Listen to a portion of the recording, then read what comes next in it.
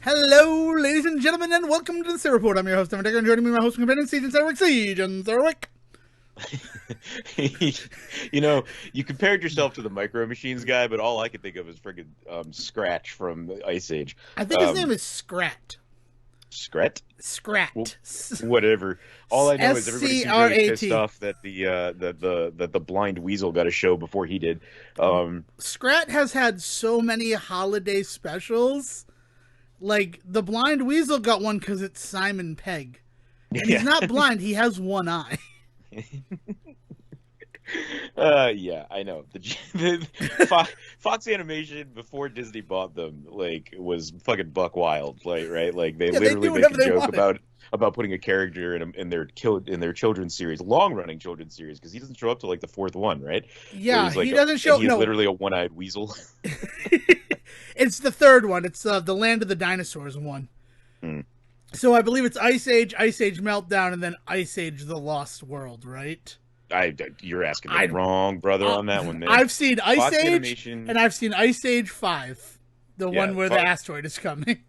Fox Animation is one of those studios that their automatic involvement puts that movie in a certain echelon for me, and it's not a high one. Maybe not going to be the case going forward. With Disney getting involved, and that's not true for every one of their movies. I'm sure you could find one or two of their films that I do enjoy a lot. But for instance, like the Ice Age movies felt like a chore after a while, right? Like I remember being brought to the first one because like I was just the right age where if your family is like, we're going to a movie, and all you're allowed to see are animated ones. So like that's what I got to go see that year. And enjoyed it enough. I remember laughing at it and enjoying it. I don't think I've ever bothered to go back to it. It left no lasting impression on me as like a human being, right? And I like, don't believe that. I can't believe that the Rusted Road on the way. That song has not somehow buried itself into your brain. is that And from that that's movie? from that movie, yeah. I mean, Hey, like, I my know that son, movie. fine, the I know way. that song. I know that song as it is in like every other fucking trailer nowadays, but Yeah, like not like but if it you had told me that came from that, I honestly I thought that song was like from the 80s. I thought that was like a yacht rock song I from mean, it like very well could be, but that is the song that brought it back into prominence. That is the film that brought that song back into prominence. I couldn't tell you the name Prominence of that song, the singer of that song, or any other lyric besides Bomb Away. on Was the that the way. word? It's on the way, On and the it's way. Rusted Roots who sings it. So And this whole bit at the start of Say Report 263 has been to address our detractors who say you guys never talk about music. Now on with the rest of the who episode. says we never do? No, We no, literally have entire episodes where we go track by track through CDs, go back there. yeah, I know. No, Yeah, I'm just man. being a jerk. It's no, it's just fun. But welcome to the Say Report. It's a show about everything. I did my fun, fast talking thing, and then Sejohn, I didn't realize how like amped up you were to talk about the fact that the one-eyed weasel got his own show on Disney Plus. Have you watched it? I don't. Not a stitch of it. No, I told you I have not touched that like series. No, man. Uh Disney though, I did dive into oh man, Kamehameha. Am I saying that right? MD, the Doogie Howser remake that they've done. Doogie Dove, Howser. yeah, like they know exactly what they're doing. Have you watched any of it? I watched a trailer where the reason that they call her Doogie is because she's like Doogie Howser, and The first literally episode, the the meta first, section of my brain yeah. popped, and I didn't know Yeah. what to do. Yeah, well, then you should definitely check out the first episode because it is unabashedly, straight up, scene for scene, a remake of the first episode of the original. Not true for the rest of the series, but they go out of their way in the first episode to entirely remake the pilot episode of Doogie Howser, just with these new characters. So, like, they know exactly what they're doing on that show, and I kind of love it. Also, Barry Bostwick plays the patient, and you can't go wrong with that. So yeah, so quick recommendation for me on that one. But we watched that, right? Because we were gone. So I was gone for a bunch of days to go see Sundance stuff, right? And then came back and just was like catching up with the fam on what they were doing while I was gone. And this was one of the things, right? As they dove into some stuff on Disney Plus that we don't usually watch because we're playing video games or there's other stuff we're watching, right? But now there's a whole new slew of stuff we've got to check out. Checked out the first episode of Turner and Hooch and really loved it.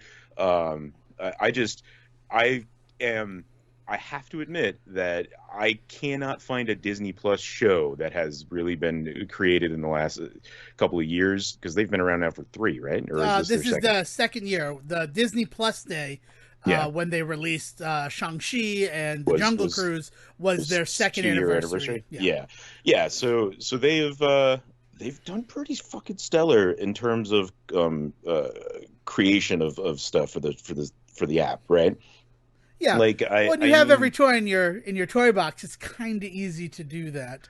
well, I mean, you say But that, but like I'm you just look at like being a cynical there. It's yeah, they've no, done a but good like you job. look at something like compared to a Netflix, right, where they do the shotgun effect, and to their success, like it's not that their method is any better or worse than what Disney does. Disney just seems to cultivate a show to the point where, like, once it touches, once it gets on the air, its audience is going to be happy. Whether or not I'm part of that audience is a different conversation. But I don't think that there's a show that they've created for a particular audience that has fallen flat with that audience. Whereas like Netflix is like struggling right now with The Witcher season two. They've had some back and forth on a couple of other shows that they've put out there. People are now like talking about leaving them because one show on Amazon Prime is apparently some Critical Role show that's apparently really good, and they're just like, this is what we really want. It's like, what? Okay, that's one show that Amazon Prime has done that seems to be hitting on all cylinders for you, while Netflix right now doesn't seem to have what you want. But y'all are going to come running back the second the last season of Stranger Things comes out. But whatever. Um, it's just really it's interesting to me because the animosity, I think, that you kind of hear, and the weird like tribalism and the streaming wars that goes on online in communities right now. The one kind of service that I have not really seen anybody falter on really has been Disney Plus, which is interesting considering how much they're often the target of a lot of that particular That group of brand, yeah, yeah, that well, that brand of particular group's crisis. chagrin, right? Yeah. Like, yeah, exactly. Um, yeah, so I just wanted to just give a quick shout out that over the last 2 or 3 days, we've kind of dove headfirst into some of that stuff, and really, I've been enjoying some of it. All of this is really just to lead up to talk about how Peacemaker hit like number one, like in any streaming service this year. I mean, Oh, sorry, this for year, this. you know, we're 30 days No, in, so they're whatever streaming numbers HBO was able to cobble together to put a number out there, they apparently were able to stake some pretty high claims about the success of that show this week. And I love it. Like I think this is great. Like this is kind of what I was hoping, and I think we've kind of talked about possibly happening after all of this stuff over the last 2 or 3 years of everybody kind of having to just kind of settle on staying at home and streaming stuff. We've talked about how this was going to kind of become the new normal in a lot of ways in terms of where the better quality content was going to be, both movies and TV shows. And sure enough, it just seems like it's really, really, really coming to fruition. It's one thing for like Netflix to be breaking the mold by having a streaming show that's winning Emmys, and there being arguments about whether or not they're allowed at the Oscars and things like that. But I feel like we've kind of come over the hill on that because of probably a lot of what's happened in the last couple of years. And we are now just on the other side of it of just, no, this is the golden opportunity for art to be out there. And we'll see how long it lasts. With Warner Brothers sticking pretty firmly to their whole we're not going to release anything on the app thing this year, and as far as movies go and stuff. I But it was pretty wild. I do want to give you some props because you said if we wait 4 weeks, we'll see how Disney's changing things. And in that 4 week time period, the big one that we haven't addressed yet because we've been busy with other things, talking about How I Met Your Father and just sort of celebrating the start of the sixth season of the Say Report. But Doctor Strange Multiverse of Madness, that delay from March to May Yeah, really feels like quantifiable evidence of your whole we're going to have to reassess this whole theater issue yeah, that's going on right now. yeah. Especially as No Way Home is still in theaters and still gangbusters, to the fact that it's an SNL joke saying stop seeing Spider-Man, that's the reason we have COVID still. Which, I mean, they made that was a compelling bit. I will give them the credit for that because Omicron, well, it really started when Spider-Man came out, and well, look at that. But it's interesting to say, like, it's not like they moved Doctor Strange because, oh, Spider-Man's doing gangbusters and we don't want to cannibalize our audience. It's not like Doctor Strange was due out in January. Yeah. It's due out in March, so they're just looking at the projections and, oh, I don't know if we're going to be back in movie theaters the way that we were for Spider-Man. And I mean, Spider-Man seems special in so many ways. So many ways that I can't wait to talk to you about once you see Spider-Man. Yeah. But it's really, Are they doing the 45-day window on Spidey like they did with some of the other stuff? Or are they doing the 90-day window? so the issue with I was under the Spider-Man is that impression. it's Sony. Like at the end of the day, it's really Yeah. Sony who gets to decide. And since Sony doesn't have the like Disney Plus in Yeah, any it doesn't way, have any shape, or stake in form, Disney. Yeah, it doesn't have any stake in Disney Plus. Yeah. it's interesting. As far as I can tell, though, sometime in February is when we're going to have access to Spider-Man. I want to say like it was the 25th. That's a Friday, so it would make sense as a Friday release. But I don't quote me on that. It's probably just a rumor that I read somewhere on the internet. But No Way Home is supposed to be coming out sometime in February, which is actually sort of the middle ground between Yeah, I the was going to say it's 90 about and the 60 45. days, It's isn't about it? 60. Yeah. Yeah. Yeah. Okay. Yeah, I mean, I'll be interested to see what they do to drop it. And I didn't think about the fact that like Sony really kind of does have the say in it, and Sony also has nothing to gain by putting it out there any earlier on Disney Plus of all things. Yeah, so that'll get really interesting. And yeah, so the other thing to remember about Doctor Strange before we start tooting my own horn too much is that like it also did go through a good series of reshoots. You do also have Sam Raimi involved, and God love the guy, but if a studio ever had a problem with a director, it was with Sam Raimi, right? Like, I mean, that's the story of Sony and Sam Raimi, right? So like, there's also there could also be factors going on there as well. But I am happy to wear the crown today because like, yeah, like the idea that Disney is willing to kind of take a look at the Marvel schedule and not talk about it being so set in stone and being because of again everything that's happened over the last couple of years, they've realized they can actually move Marvel stuff around and it still make a bunch of money. I think the fear for a long time was no, we need to have a movie out in May, we need to have a movie out in August, we need to have a movie out in November, and if it's not one of those slots, we fucked it, we're screwed. And I think they've learned that that's not the case, with everything that's going on. Yeah, so we'll see what goes on there too. I just wish they didn't do those big blanket. I just remember going to see Black Widow in the theater and that huge, this is Marvel coming soon, and dates for all of the movies were in that. And I'm just like, yeah, that is true wishful thinking, guys. Right. Like, part of that was like a welcome back to the movies. Like, we promise you we're still making these kinds of things. In a lot of ways, like maybe the dates aspect shouldn't have been there, but part of it was just like, I know that there were some people that thought that like this was going to be the end of things like being able to plan Marvel movies and stuff like that because we weren't going to know the next time a movie could come out. Like you mentioned, the fear that like, well, if this movie doesn't come out before this show, then it's screwed the show because you don't know what's going on, that kind of thing. And I think that like that was them being like, calm down, everybody, we're still doing this. Like I definitely appreciate the idea that like it does make them look like idiots now in retrospect. it makes them look like idiots. Estimated release March of this. Like just hedge your bets that little bit. It was like a big movie dick on the table declaration that this is coming then, and it's like, well, you already look like an idiot, guys. Yes. Yeah. Yeah. Though Only I do give them all absolutes, and even then we've learned that that's not entirely true. So. All credit to them though for Spider-Man. Like, I didn't think Spider-Man was going to happen in 2021. When I saw that as part of their big splash screen, I'm like, No Way Home there's no way it's coming out in 2021. And the fact that they released it and didn't only release it, but it is now gone on to be the movie, like the movie of movies. I do give them credit for that. I have to.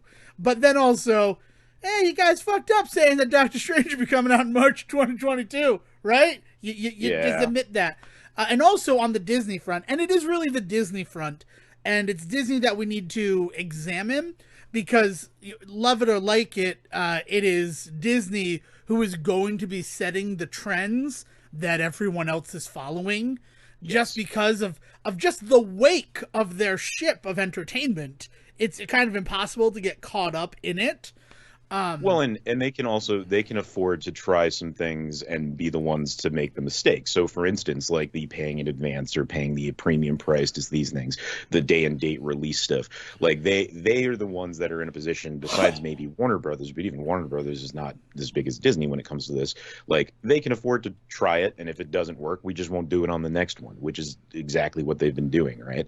There's been some people out there that have pointed out that they are willing to kind of take bigger risks with things like, say, a Pixar movie over a Disney animated movie. Wonder why that might be.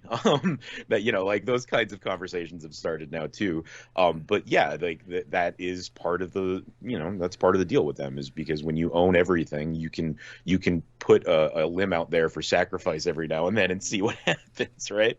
Right. Again, with the Ice Age spin-off movie with Buck Wild, I think is the character's name. It's Buck Yeah, something. It would make sense if Fox animated films were the ones that were dropping directly to Disney Plus.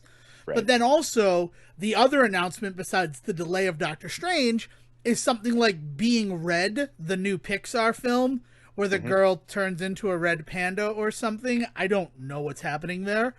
That is also going to be a Disney Plus release. Yep, but yeah, so but as people have pointed out, it seems like every Pixar movie for the last, and I mean rightly, every Pixar movie for the last 3 years has been a day and date release directly to the app, whereas every Disney animated seems to be the one where it's the $30 premium price for 30 days and then it's free. And so there's been a lot of people out there being like, "Why are you willing to do this?" And I mean, like the answer is in the question, guys. Like you're asking a rhetorical question because you know the answer is that Disney owns Disney Animation and Pixar is not their thing. Like Pixar, they own Pixar, but not as much investment as in Disney Animation. So if Pixar is the one out there and it doesn't make the money that it needs to at the end of the day, and it's not getting the uh The traction. kind of the Yeah. financial traction specifically to put it up there and in these conversations of like the biggest streaming film of this year, like they don't care, and people are surprised by that, and I think that's the thing that's getting me in those conversations is people are acting like that's such a weird thing, but like no, like Disney's always been in this weird position with Pixar where they've wanted them to behave one way, but Pixar has succeeded just enough to not have to put up with Disney's crap sometimes. I mean, like Cars 2 is the prime example of like Disney came in and pushed them too hard on making a product they didn't believe in, and it became their worst film in terms of critical success and financial success at the time. Now it's one of their biggest franchises ever, but that's just because of merchandise. But like Pixar was able to then point to that for years and say, this is what happens when you guys get too involved with our shit. And Disney doesn't like that. Like Disney, that's not the way that Disney plays, right? So that's why now they've had this opportunity over the last couple of years to really kind of poke them in the eye by just putting them out there and not letting them get any of the accolades or the financial like success, so that they can now, slowly but surely kind of push Pixar in certain directions. It's gross, but like I mean, it's gross. The thing is, but it's to people be are expected, afraid I of guess. that. People are afraid of like, oh, but what does this mean for Pixar going forward and all of that? And like, we're already living in it. Like, Yeah, it's not what does this mean? It's like, oh, so this is now Pixar. yeah, It's already kind of shuffled into that. They should have never right. made Onward. That Onward was kind of like, this is what we're doing, and then Disney's like, yeah, no, we're gonna teach you who the boss is. We're gonna Yeah, teach you who signs the checks. yeah, And I liked yeah. Onward. Like, don't take anything away from that. I enjoyed Onward, but I feel like Onward, they got. I don't want to say that they got lucky because the pandemic hit, because that has a negative connotation to it. But it allowed Disney to really kind of shape the numbers in a way Yes, that made them say, "Look, we're not releasing Soul in theaters yeah, without it coming to Disney Plus as well." yeah, yeah. Because we have to mitigate the losses that are going to happen. Where like those losses from Onward is the fact that Onward released and then the next week movie theaters kind of shut down.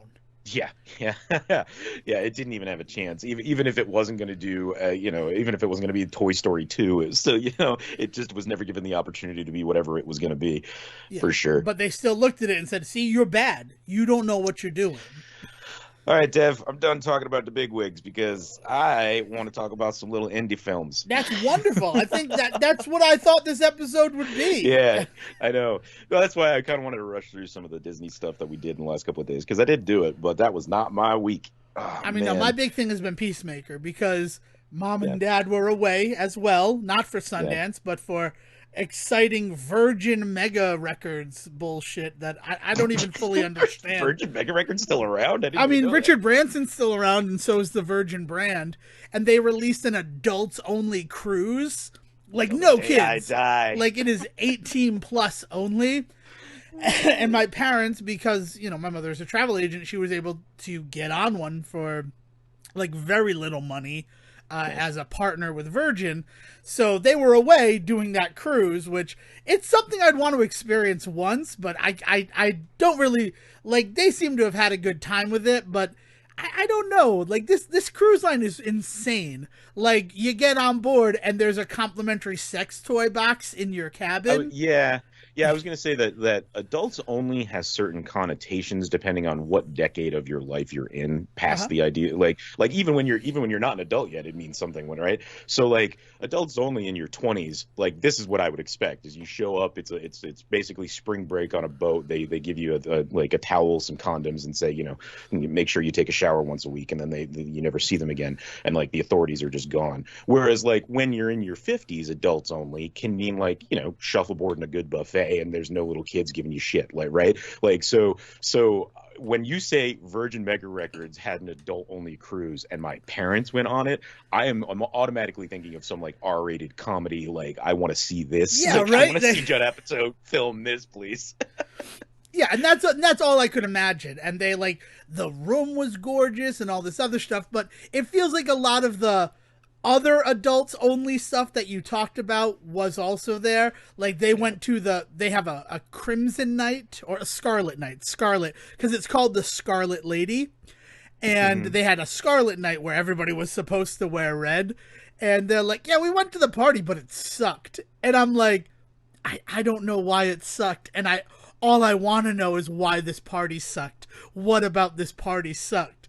Because also as somebody who's worked on cruise lines, that party could suck because you can't really hear the music or there's not any of the activities that they've kind of promised were going to be happening.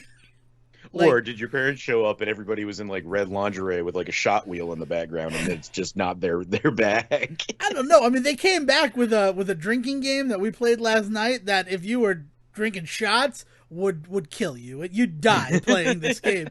I love it. It's not like the sipping fun drinking games from our youth. No, the drinking games now are you got to clap every time there's a 3 in the number, and if you fuck up the number, you drink a shot.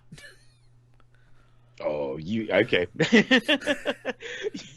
You haven't been to a party in the last 10 years, I Now, see. I haven't been to a. You know what? I go to parties where I'm the only one drinking now, and that's kind of sad. Actually, I've The made incident myself really sad. comes into focus in light of all of this. I'm just going to point that out.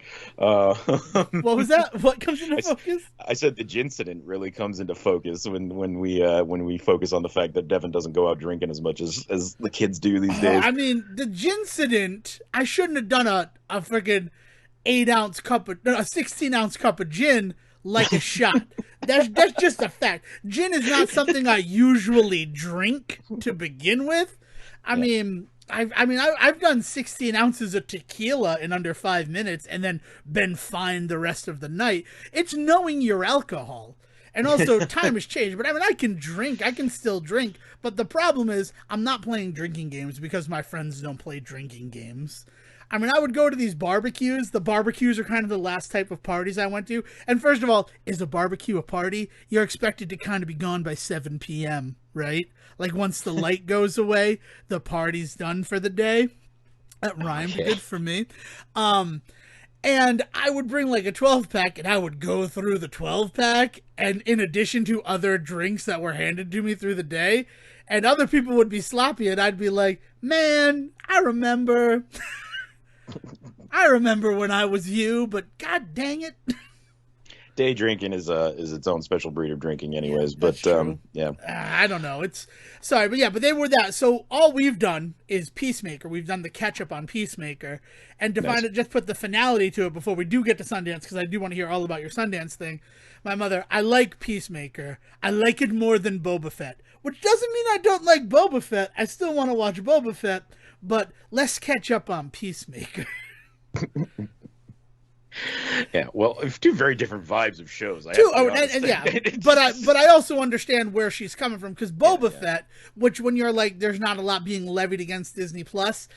I kind of would put up Boba Fett as an argument point to that, but again, I've only seen the first two episodes, loved the first two episodes, but they had a real 1, 2, and 3 vibe in it, as like a Mhm. lot of treaties and getting along, and there's not going to be the action-packed romp So you expect. yeah, well, and what's really interesting about that is it's really capitalizing on the resurgence of respect that the original that the prequel trilogy is suddenly getting in the shadow of the sequel trilogy not, right? Like I think we talked about this on the show once, is Yeah. this idea that it seems like every time a new thing comes out, people look at the thing that they hated last time with Ghostbusters. That's what it was specifically, is they look at the last thing and they say, man, maybe that wasn't so bad. This is the one that sucks now, right? Like that just seems to always be the attitude with these kinds of things.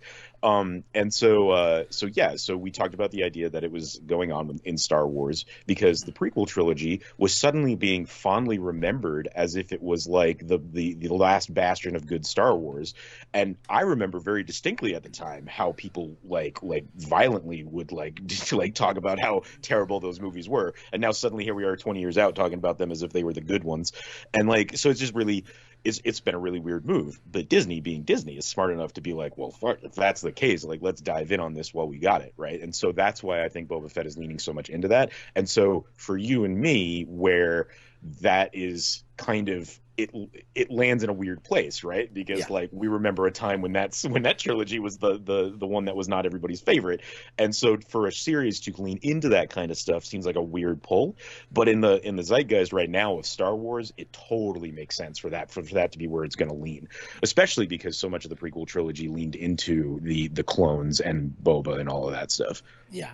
I don't know. It's just I love it. I'm a big fan of treaties and trade agreements, and that's what Boba Fett is. It's like it felt very much like Jon Favreau saying, "I'm gonna do the Mandalorian, and it's gonna be what I want it to be, and people are gonna still like it."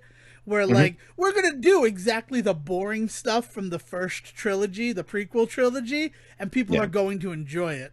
But I have heard some voices saying, "Man, Boba Fett sucks. It's boring." And I'm like, Well, yeah, and I think it's because as much as people want to try and raise up the prequel series, and like the internet is not a monolith, and I often talk about it like it is, but this idea being that like for every person out there that's holding up the prequel series and saying, this thing is the better thing, we should go back to this. If they actually go back to it, they have to admit that there's definitely some major issues there because there's a lot of critiques about the prequel series that are still legitimate critiques, despite what people want to like do with their nostalgia glasses. Like you cannot deny that there's some like really choppy storytelling. Like even in the politics, none of it makes sense. Like there's some really problematic stuff there. So as much as people are like, oh, remember Queen Amidala, remember the Gungans, remember all that stuff, we got to get in back on that stuff and talk about why planets were trying to stop things like the Sith from rising because, and it's like, yeah, that's fine if it's done right, but like if you're gonna just lean into just exactly what they did, you're gonna run into a lot of problems again. And that's probably where they're finding themselves is how do we recreate the feeling that everybody seems to have right now for that prequel series while actually not falling into a lot of the same holes they do? And I don't envy anybody in that position. I'm very impressed with the way that they have been able to pull it off because I have not heard too much negative stuff. I haven't heard nearly as much praise for it as for The Mandalorian, but I haven't heard that much negative stuff at all about Boba Fett. From what I understand, a lot of people are just happy there's more Star Wars right now. yeah, I don't know. It's just a little bit where like the problem with this episode, or the problem that the Book of Boba Fett faces that the Mandalorian never had to, and that's Hmm. always interesting to me because Boba Fett's in like 5 minutes of the original trilogy cumulatively. Like, there's not 10 minutes. much that you have to hang your hat on. Exactly. 10 minutes if you want to count the literal cartoon commercial that he was introduced in the Christmas special. Yeah. Like, that's one of the big things about Boba Fett that's always been really interesting to me is people will talk about, especially with the sequel trilogy, characters just showing up for 15 minutes and then not really amounting to much. Benicio del Toro being like a great example of that. Or And things. Captain Phasma, the Boba Fett Right. of the sequel trilogy. Right, and people like shitting on that, and like you look back and you're like, you realize that like Boba Fett was introduced to sell you a toy, barely given a cartoon like introduction in this Christmas special that everybody derides now, to the point where George Lucas went out and burned film, and then showed up in the movie for 5 minutes just to remind you about that character that you were supposed to be buying toys of. That was his entire existence before the prequel trilogy somehow gave him this whole like backstory with Django and all that. Like you are misremembering that character in a lot of ways. And so yeah, it's fucking weird the way that Star Wars fans and Star Wars communities can kind of like rubber band their like love and hate. Yeah. But that's mostly just to say that Peacemaker is doing the gangbusters, and I am still here for it.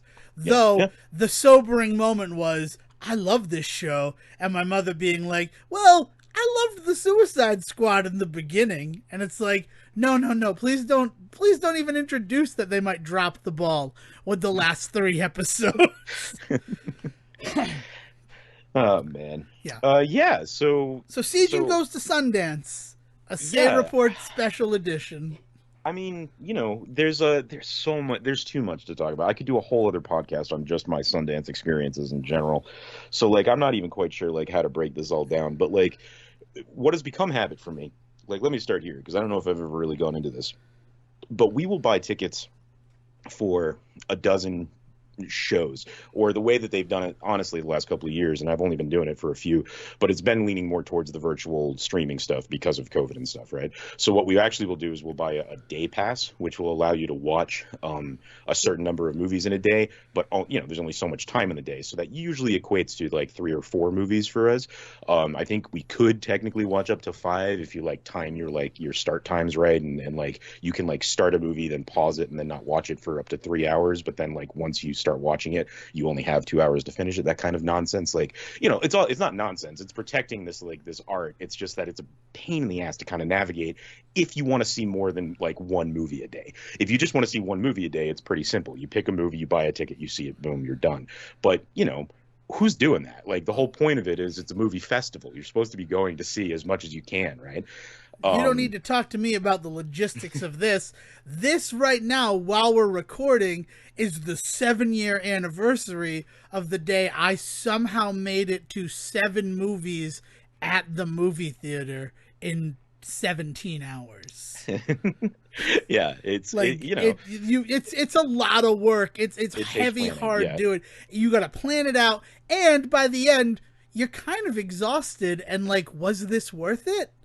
But yeah, and one of the other things is like when you are looking to pick stuff to watch at Sundance, and this is true in life or virtual, you're not given too much to go on. Like if you're following film, like if you're in the business and you know what certain people are up to, if you have a subscription to Variety, for instance, and things like that, you kind of have an idea of what you should keep an eye out for and what you shouldn't, or if something pops up and you have no idea, it kind of becomes really interesting because you've been paying so much attention, all that sort of stuff. That ain't me. Like I don't have that. So all I really have to go off of is what Sundance, the festival, can put out in their scheduling stuff. And all that ever really is title of the movie, like 1-sentence description. You're lucky if it's more than a sentence, and maybe a person that you recognize attached to it. Most of the time not, but like they'll name like the director and like the 2 lead actors and you know, maybe you'll recognize somebody. That doesn't mean that there isn't anybody in the movie you don't know. It just means that they didn't happen to hit one of those 3 names, right? Like they may be like a third character. Maybe they would have been the next one listed, but they don't have room for that in their whole like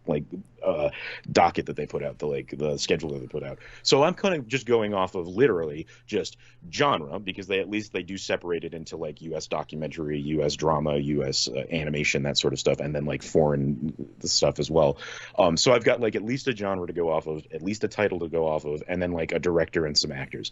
I don't even bother with the descriptions, because the other thing is that these types of movies, at least the ones that interest me, like it may start out being about this one thing, but it obviously like it's going to blow up into this larger thing, right? So for instance, I may go see a movie that's about the relationship between a mother and son as they struggle to see one another, but like the whole other element to that story is that there's this is that I'm talking about one movie in particular that I'm going to touch on in a second here, but like it becomes this entire like re-examination of like white liberalism and like the issues with it, and how and this idea that like how that affects like interpersonal relationships versus like macro relationships with the world and things like that. And like fuck me, if I had been prepared or knew that that was what was coming, I would have been much more interested in this thing to get it at first. But like all I'm given is like the story of a mother and son who can't talk to one another. Boom. Like director, actors, like this is the time it's playing. And it's just like, I don't know. Do I really want to see a family drama? Do I really want to see something about this?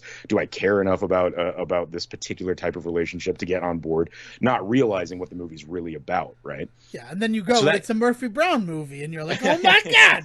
yeah. And so there's just there's a really kind of like there's like a 3-week process beforehand, kind of figuring out what you want to go and see and what we're going to see. So I saw like a dozen movies last week with like really no indication going into any movie what I was about to go and see, right? So there's just a whole like handful here that I could get into. Like some of them were more obvious. I saw Netflix is putting out a documentary on Kanye West, and it's actually the hook to it that got me is that the guys that are producing it, it's two guys that are producing it, interviewed him at like a Sean Combs release party in 1999 and instantly fell in love with him and were like, shit, this guy is like going places.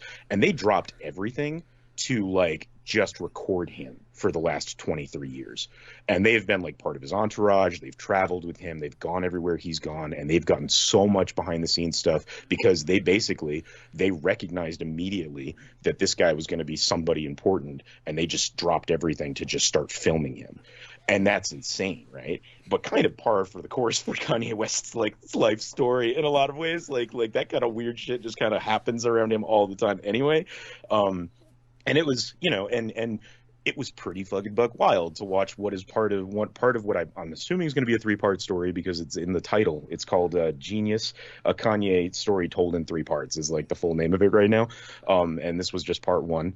But like what was weird about that one is it was super well done, super interesting. It goes through the first like 10 years of his career, and then suddenly he's just about to like pop off and make graduation, and that's when this part of the documentary ends. So it's all of the first stuff, really interesting stuff, but already picked up to be distributed by Netflix. Like there's like a date for it to come out and everything.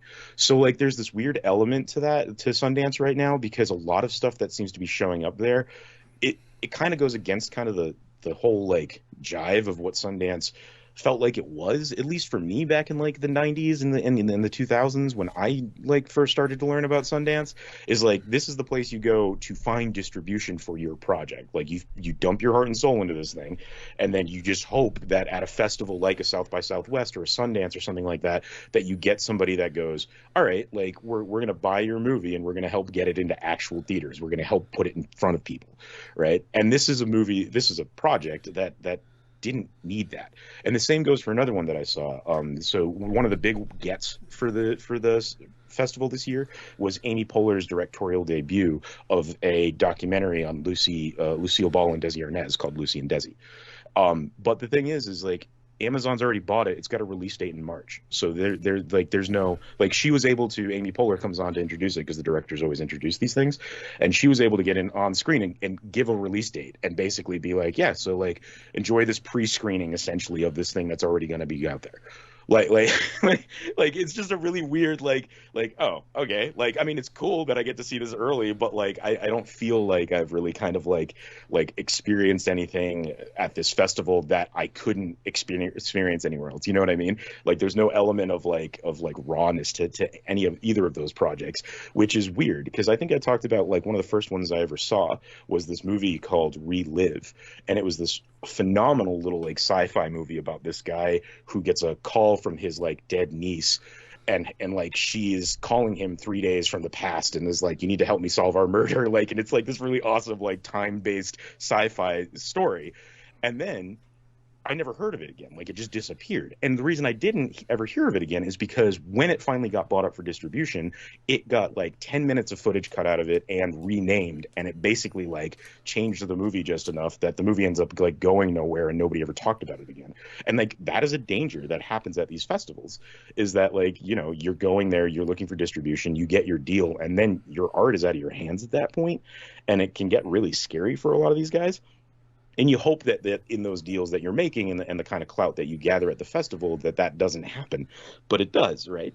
And it's that element of like of this is artists putting their life on the line. That is why I like these kinds of like indie festivals. It's why I like amateur theater. It's why I like silly like improv nights like, because these are people putting themselves out there in really kind of raw ways, knowing full well that the next step is somebody's going to come in and clean up the rough edges. And it's interesting to me to see how that happens, right? So like seeing a movie at Sundance and then getting to see it when it finally releases is kind of a journey, because like it's really interesting to see what the studio has done to it versus what you saw and stuff, you know. And it kind of lets you do the really nerdy like thing where you can talk about, well, you know, when I saw it, you get to do the hipster nerd nonsense with it, and you know, you earn the right to, because you do spend a week at this festival doing this kind of stuff. So the counter to those two stories of the things that I saw is the one movie that I just fell in love with this year, and is called Cha Cha Real Smooth, and it is from this dude called Cooper Raiff.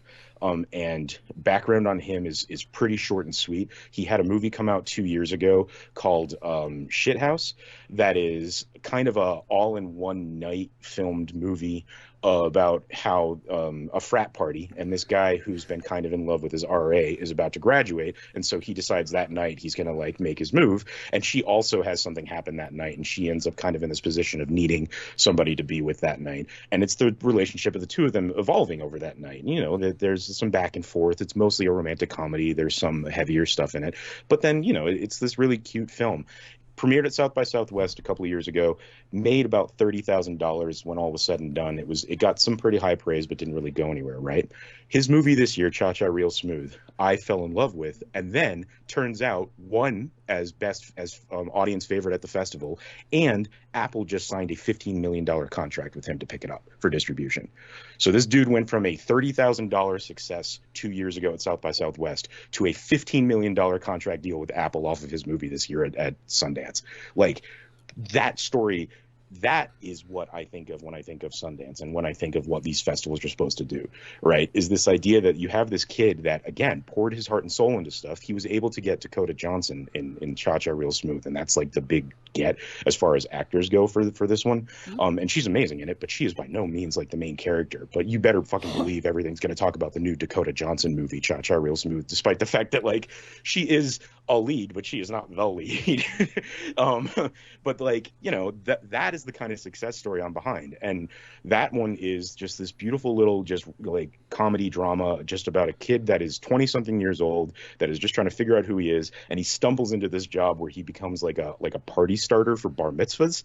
So like Jewish moms will hire him to show up and like get everybody up and dancing and stuff like that. And, you know, part of it is because he's like just this 22-year-old kid who just gets like high and drunk and doesn't really know what he's doing with his life. So he's able to just, you know, start parties is like kind of part of his just whole oeuvre. But the other side of it is that he's also just kind of, he's this really good kid just trying to figure himself out right now. So like there's a lot of conversations he has with his little brother about like, you know, you need to make sure that you're being respectful towards the women around you. If you want to get your first kiss, like you need to like 40% know what you're doing, 10% be confident in yourself, but also 50% of it is like knowing what the other party wants from that, right? Like those kinds of conversations in it. So like it's got a very 2022 calm wokeness to it in a lot of ways too. Like so it's kind of that it's kind of that perfect like indie capture of the moment right now thing. I don't know if it's going to hit me the same way in 10 years, but that's not really the point. Right now it's hitting me really good in 2022.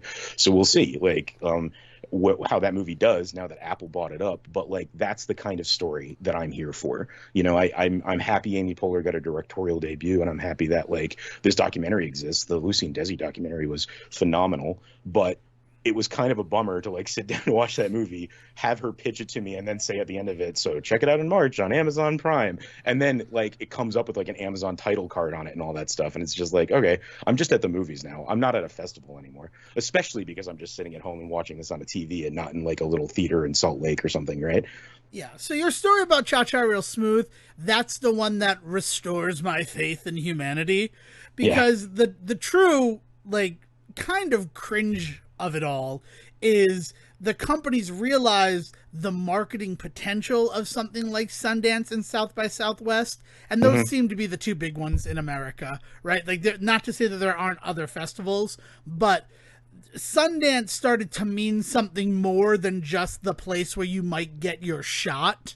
Yeah. So, and as corporations will always do when there's money to be made, they sort of corrupted it into a place to build that groundswell, like kind of catch people's ear early, so that when the film does release, even 2 months later with like the Lucy and Desi, there are people like Sejohn who's like, oh, I was able to see that at Sundance.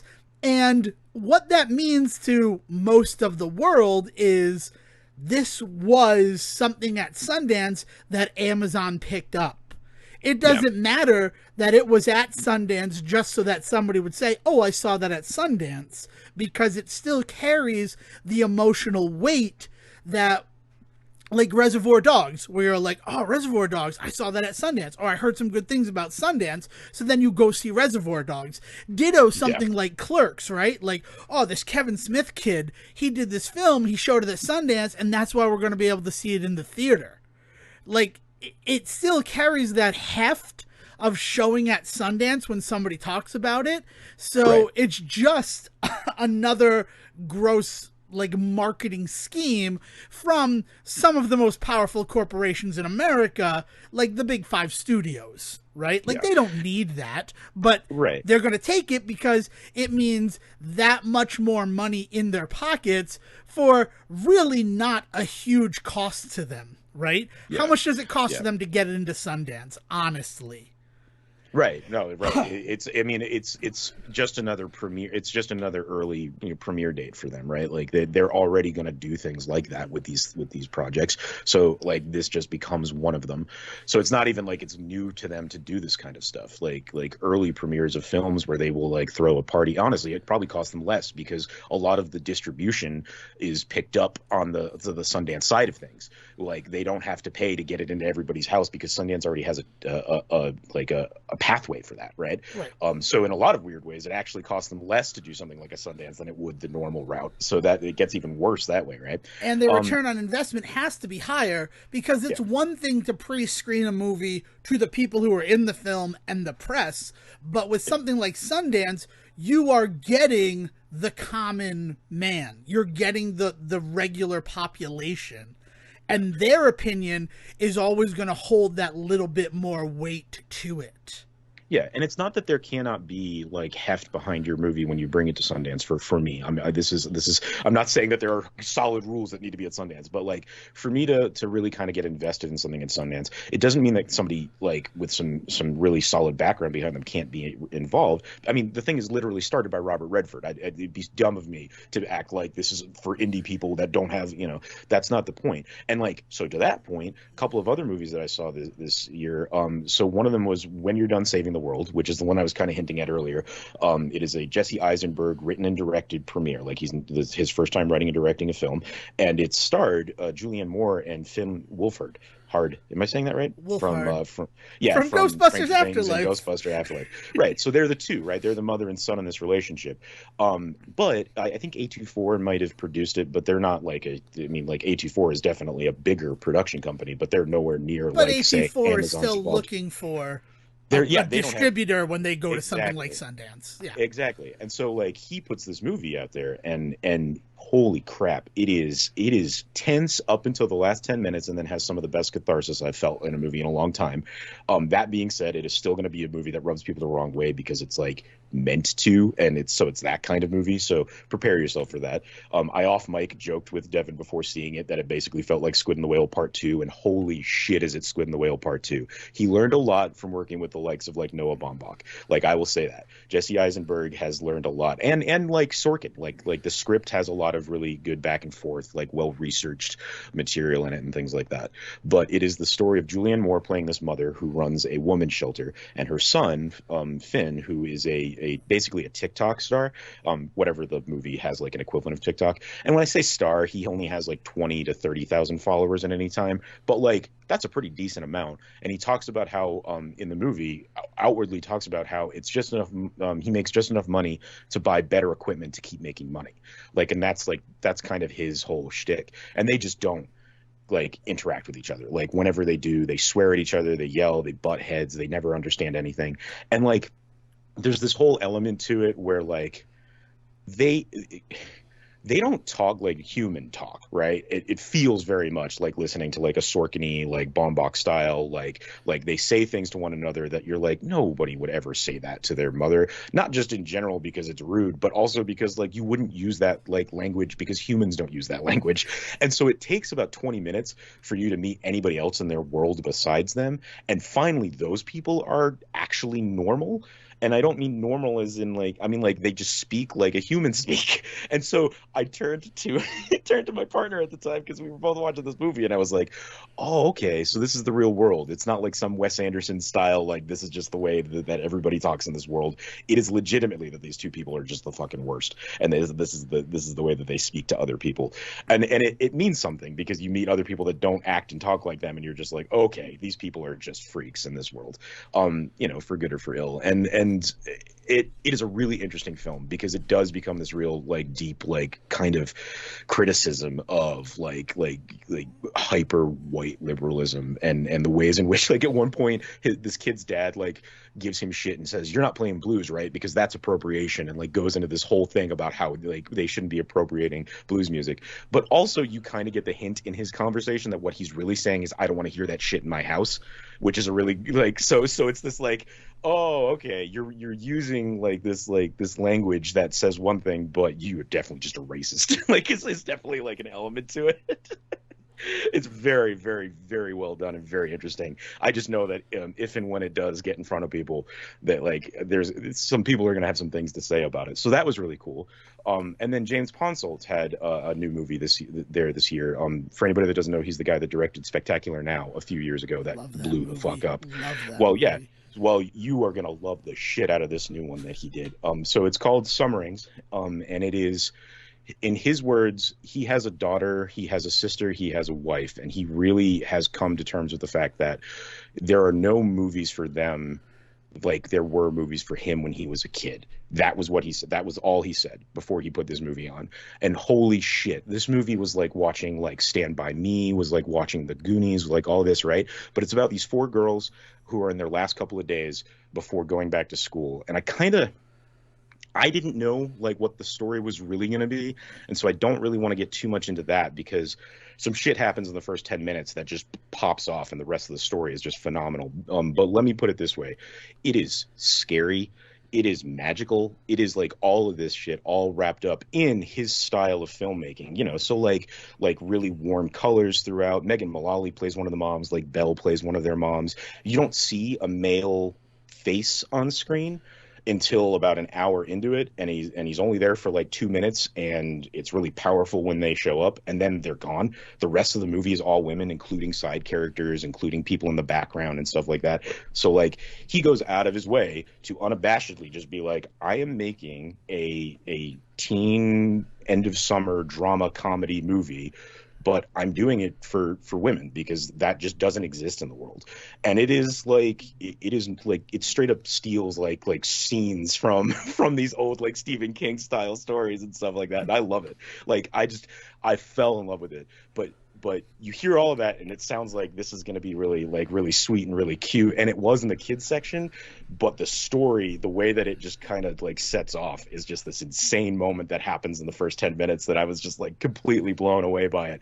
And so I'm not surprised that even after having a movie like The Spectacular Now, he wanted to come to a place like Sundance to really kind of get this movie out there first and let people see it before trying to find a distributor who I know is not going to have any fucking clue how to market this movie. Like, the people are going to be struggle with what to do with this film. So if you get the chance to see Summerings by James Ponsell at some point in the next year or two, like, do yourself a favor, don't even look into it if you can, just watch the movie, because like it blew me away. The four young girls in it are amazing. As I mentioned, you get backup actors of like Megan Mullally and Lake Bell as like their moms. There's a phenomenal scene where they're in a bar and talking to the bartender and one of the drunks, and those two like steal the scene. Like, it's such a great little film. And so you see a movie like that with kind of the heft behind it from a guy that had what was an Oscar-nominated film. Did he win an Oscar for it? No, not to my knowledge, he didn't. Right? No, it just got nominated. Even then, yeah, it was nominated. I remember that, but it didn't win anything. I don't believe. Yeah.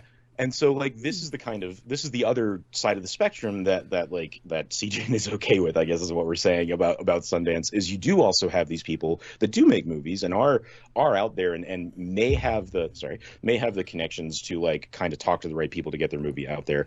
But Sundance really is still the best path for them to do this, because their movies that they're making are dangerous projects. They're something that like I said, I don't know what a distributor is going to do with this movie once they get a hold of it. Like, it is like, whereas like Cha-Cha Real Smooth is a real easy movie to sell to people, it is it is still at the end of the day like just a young white dude still experiencing life growing up problems. It's a very comfortable movie in that way for a lot of audiences, right? And like putting like Dakota Johnson in the preview and making it seem like a straight romantic comedy is probably what'll happen, and you'll pretty much get that when you see that movie.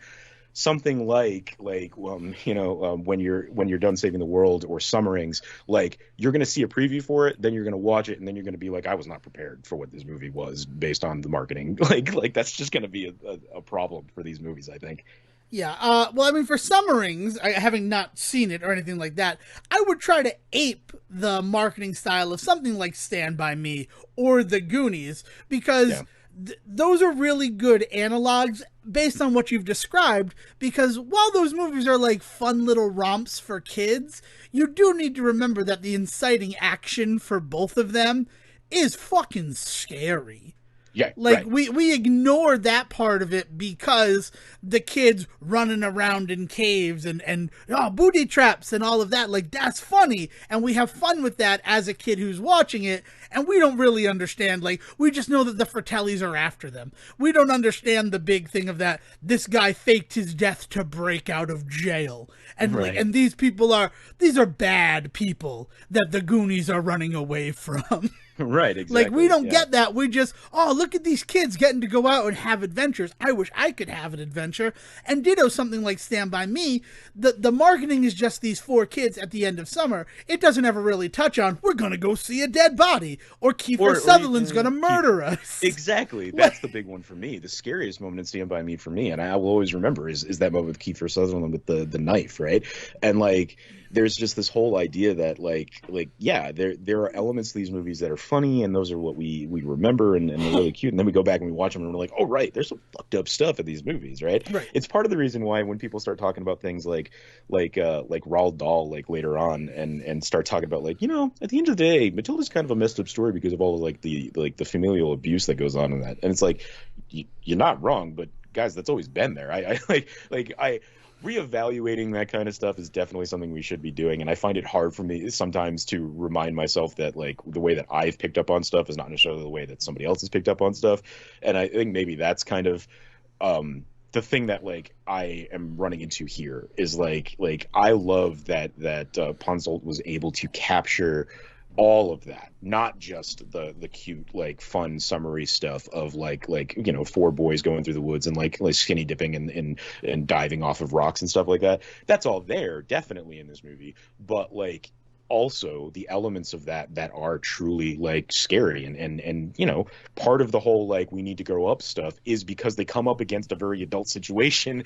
in those movies, and they need to figure out how to grow up really fast. You know, the inciting incident for the Goonies is that they're all about to lose their homes. Like they are Yeah. literally, it's like the story of the Goonies is one about gentrification, which is insane to think about. But then people talk about how this is like a new thing in woke cinema in the 20s, and it's like, nah, we've been talking about it for 30 years, guys. Like this is something like, Yeah, we just yeah. the problem with the Goonies, and if we're gonna highlight one of them that is really problematic, I'm a big fan of highlighting the Goonies, is all of the important storytelling elements that you might focus on is kind of lost in the xenophobia and the Mhm. racism Oh yeah. and the just the insulting nature that that film exists in. The Goonies is a problematic story in 2022, Yeah. and those problems outweigh the fact that, like, no, we were talking about gentrification and the fact that they're going to lose their houses so a golf course can get built.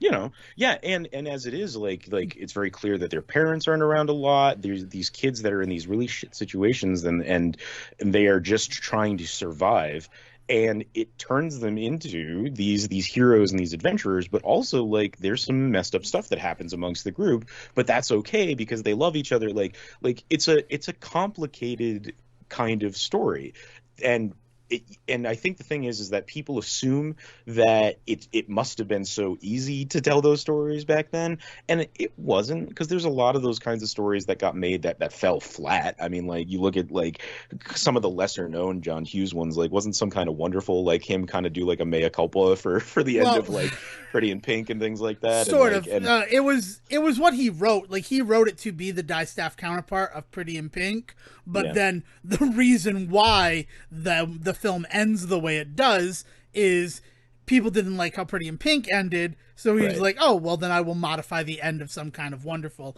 Some Kind of yeah, Wonderful is weird though because it's Howard Deutsch who directs it. mm. So it's not like it's like John Hughes wrote the story But as that's that what it mea right, culpa, but then right. he doesn't go the full nine with it. I think the thing that we forget when we talk about stuff like The Goonies and Stand by Me and their place in cinema and how they kind of came around at the right moment and all that sort of stuff. Like we forget that there were other movies that didn't work using a lot of the same people, and they just kind of we just don't remember those ones, right?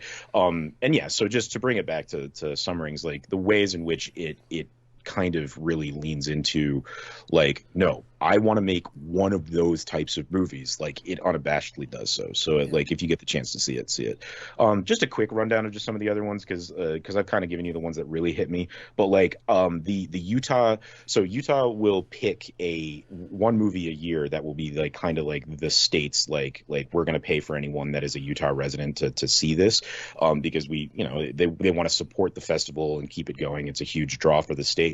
But on top of that, like Utah, that's kind of they're really big on that sort of stuff. Like a lot of protected lands out here, a lot of protected peoples out here and stuff. So the idea of them picking a movie for just Utah residents like is just kind of par for the course Yeah, for I the mean, I'm state. reminded of the South Park episode where they're looking for the next Sundance, Hmm. and it's a lot of critique about how Sundance is important, but these people come in and they sort of have no respect for the place Right. in Utah, Yeah. and then they leave it and they're left to clean up the mess. And just as the mess gets cleaned up, the Sundance Film Festival comes again. And I know that after those critiques, a lot has been done to mitigate the negative effects that Sundance has in Yeah. Utah, and I'm very happy to hear like this right here kind of sounds like that. Well, you live in Alaska, so here's $1,200. Yeah, yeah. One of the benefits of being a Utah resident, right, is Yeah, that you get a break on tickets for Sundance, and you get one movie that they deem like. And the other side of that is that it's big for the movies in the festival. Like to be chosen as the one that is free to Utah residents is huge because it means it's going to be the one that's most easily accessible to the most people here, right? yeah, I mean, like, and so the one that they chose this year was a documentary called Calendar Girls that is just this phenomenally done documentary about this group of octogenarian women in Florida who are in a dance troupe. It's not even that they formed one. It's been going for years, decades, as far as I can tell. And they are in a dance troupe that will do things like, you know, they'll do like state fairs and stuff. But their big thing is once a year is they do a calendar, a photo shoot, a calendar photo shoot, in all of their different costumes and stuff. And the calendar goes to benefit vets and pets, like this like program down there to get what's not like guide dogs, but like mental health dogs for veterinary Service animals. for veterans, not veterinarians. Yeah, service animals. Thank you. That's the exact term I should be using. For veterans, right? And it's a huge thing for them is they sell these calendars. It makes a bunch of money, and they're able to get dogs with veterans and things like that. So there's this really beautiful like thing behind it, like reason behind it. But on top of that, like the documentary is exploring the fact that these are all like 70, 80, 90-year-old women that are in this group, and they're getting into these like funny costumes that they all make, and they're getting on stage for you. Like they talk about how they have a 15-minute show, a 30-minute show, and a 60-minute show, and they often recommend just the 30-minute show because very often they're not dumb. They're like, very often we get hired for a 60-minute show and we're like, are you sure? Because about 45 minutes in you start to see everybody checking their watch, and so they're like, that's probably not what you want. But what the documentary does that's really cool is that it intersperses all of these stories about the individual women and the events that they're going to, and it breaks it up where every now and then there is a full-on like music video style dance break. And that is huge for these women because, not to like spoil the movie, but like a large part of the discussion in the film is about the fact that like at any minute, like these women might have to bow out of this stuff. Like this is not something that normally women of this age do because there's a lot of health concerns. There's a lot of strain. The scheduling and alone, right? One woman, poor woman, like ends up going on vacation with her husband, who's a real piece of work, and he ends up like stuck in this cabin with like his car getting worked on, and he refuses to like get the car fixed. And the conversation is, are you doing this because you don't want me to go back to my dance troupe, or are you doing this because we are now stuck up here at this cabin in the woods because like you really can't figure out how to get your car fixed? And like and there's those kinds of conversations about like, are these women, how long are these women going to be able to continue to do this? So when the documentary goes out of its way to like film these beautiful dance breaks, both individual ones for certain women, but also a couple of really good group ones, it's a huge deal that they've put this stuff to film to kind of like have this, because you know, within the next couple of months, any of them may have to step away from this, and now they can at least go back to this movie and point to it and say like, this was something that I did. You know, for a lot of them, before and after this, they may not necessarily get that kind of archival experience, right? So that was just really beautiful. And then again, that was the Utah State picked one. So like, as far as I know, everybody I've talked to at the festival, it was one that they saw, and definitely is just worth checking out someday. Also checked out a really cool Vietnamese film called Maika. It is a children's movie, like a little kids movie. The kid in it is like 6 years old, and it's definitely meant for that age group. But the other wild thing about it is that it is apparently one of Vietnam's first true sci-fi films, because it's all about a little boy who finds an alien and their silly adventures together and him trying to help her get home, right? And that's like the whole movie.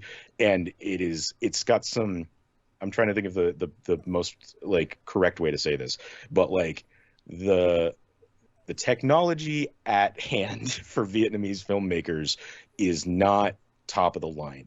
So like if you want to see this kind of film, like just keep that in mind, that like you're not going to go see them like putting all of the state's money into making the best sci-fi film they could possibly make. But it is a really well-known Vietnamese filmmaker, and the subject matter, the story of Maika, is apparently this like huge phenomena in Vietnam. It is a Chechnyan kids show from like the 70s and 80s, all about this little alien girl that has like silly adventures, right? And it has apparently become huge in Vietnam over the last couple of decades, old reruns of this old 70s kids TV show.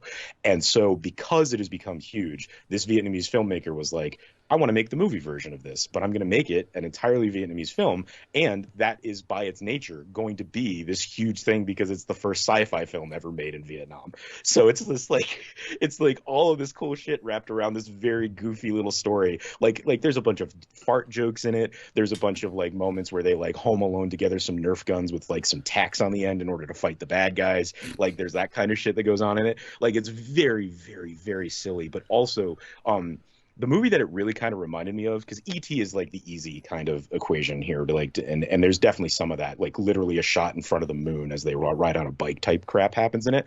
But the one that really got me is, do you remember the movie Batteries Not Included? Of course, I remember Batteries Not Included. Yeah, that's the one that I get the feeling for, because the whole thing takes place in this like high rise full of people, and like, you know, and there's like an old couple that lives upstairs and their garden gets destroyed at one point, but she helps fix it, and then like the dad owns a repair shop on the bottom floor, and that needs help getting cleaned up at one moment. Like there's a lot of that sort of stuff in it, so I could not stop thinking about Batteries Not Included. So like it's got a lot of that feel to it. So that was really wild, because I don't know if we'll ever see that movie, because the other thing is a movie like that, while it may get American distribution on like Tubi or something, it's not going to end up in theaters here. It's just not going to. And so like that is a movie that I got to see that I encourage people to seek out, but that's going to be the thing that like I don't think anybody else is ever going to get to see, and that's a shame, because it was so goofy. It was so much fun though, but it was wild because I went from that directly into Summerings, and it was just like, oh shit, because we were like, let's do the kids movies today, that'll be fun, and then we saw that one and we were like, yeah, that was great. There's like this like shitty like Elon Musk character as the villain. It's so good. Like Micah was really just really silly. But to go for that and then start Summerings up, and it just being like, oh, this like heavy, you know, kids coming of age story, like really was not what I was expecting. So that day was a ride. Oh man. Also saw a wonderful comedy faux documentary called Honk for Jesus, Save Your Soul, that stars Sterling K. Brown and oh my God, why can't I? Regina Hall. And Regina Hall is really the main character of this movie, but it is all about how the two of them used to be the head of a very predominant black megachurch down in the South. And then there's a scandal. Sterling K. Brown plays the head of the megachurch, and he somehow gets involved in a scandal of some kind. And slowly throughout the movie, you learn what that is.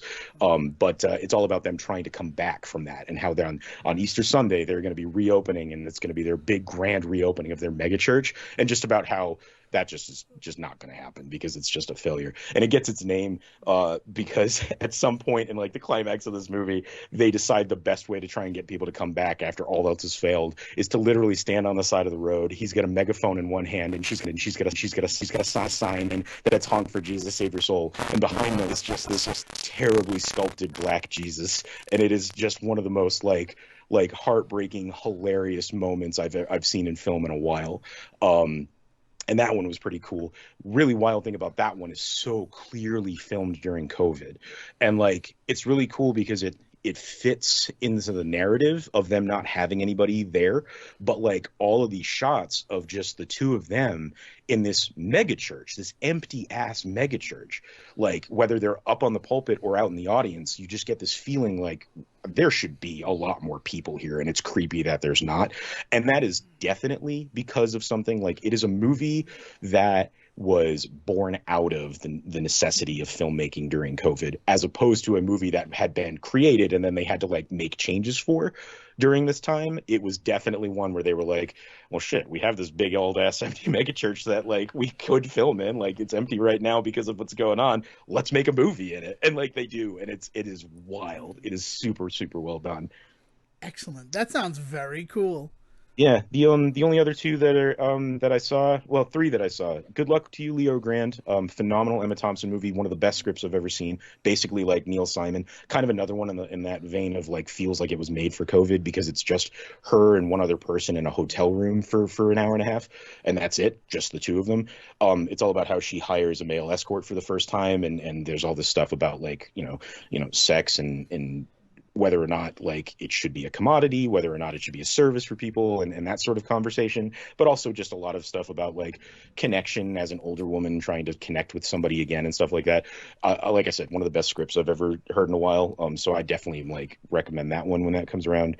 Saw a documentary called 3 Minutes of Lengthening, which was a really wild one, because all it was 3 minutes and 33 seconds of footage of a town in Poland 6 months before it had been overrun by the Nazis. And some guy found this film footage in like his like dad's closet. Turns out it was like his great grandfather's, who had done a trip to Europe just before everything kind of went down in 1938 over in Europe. And so like he took this 3 minutes of footage and has spent the last 10 years of his life trying to break down literally every frame of it.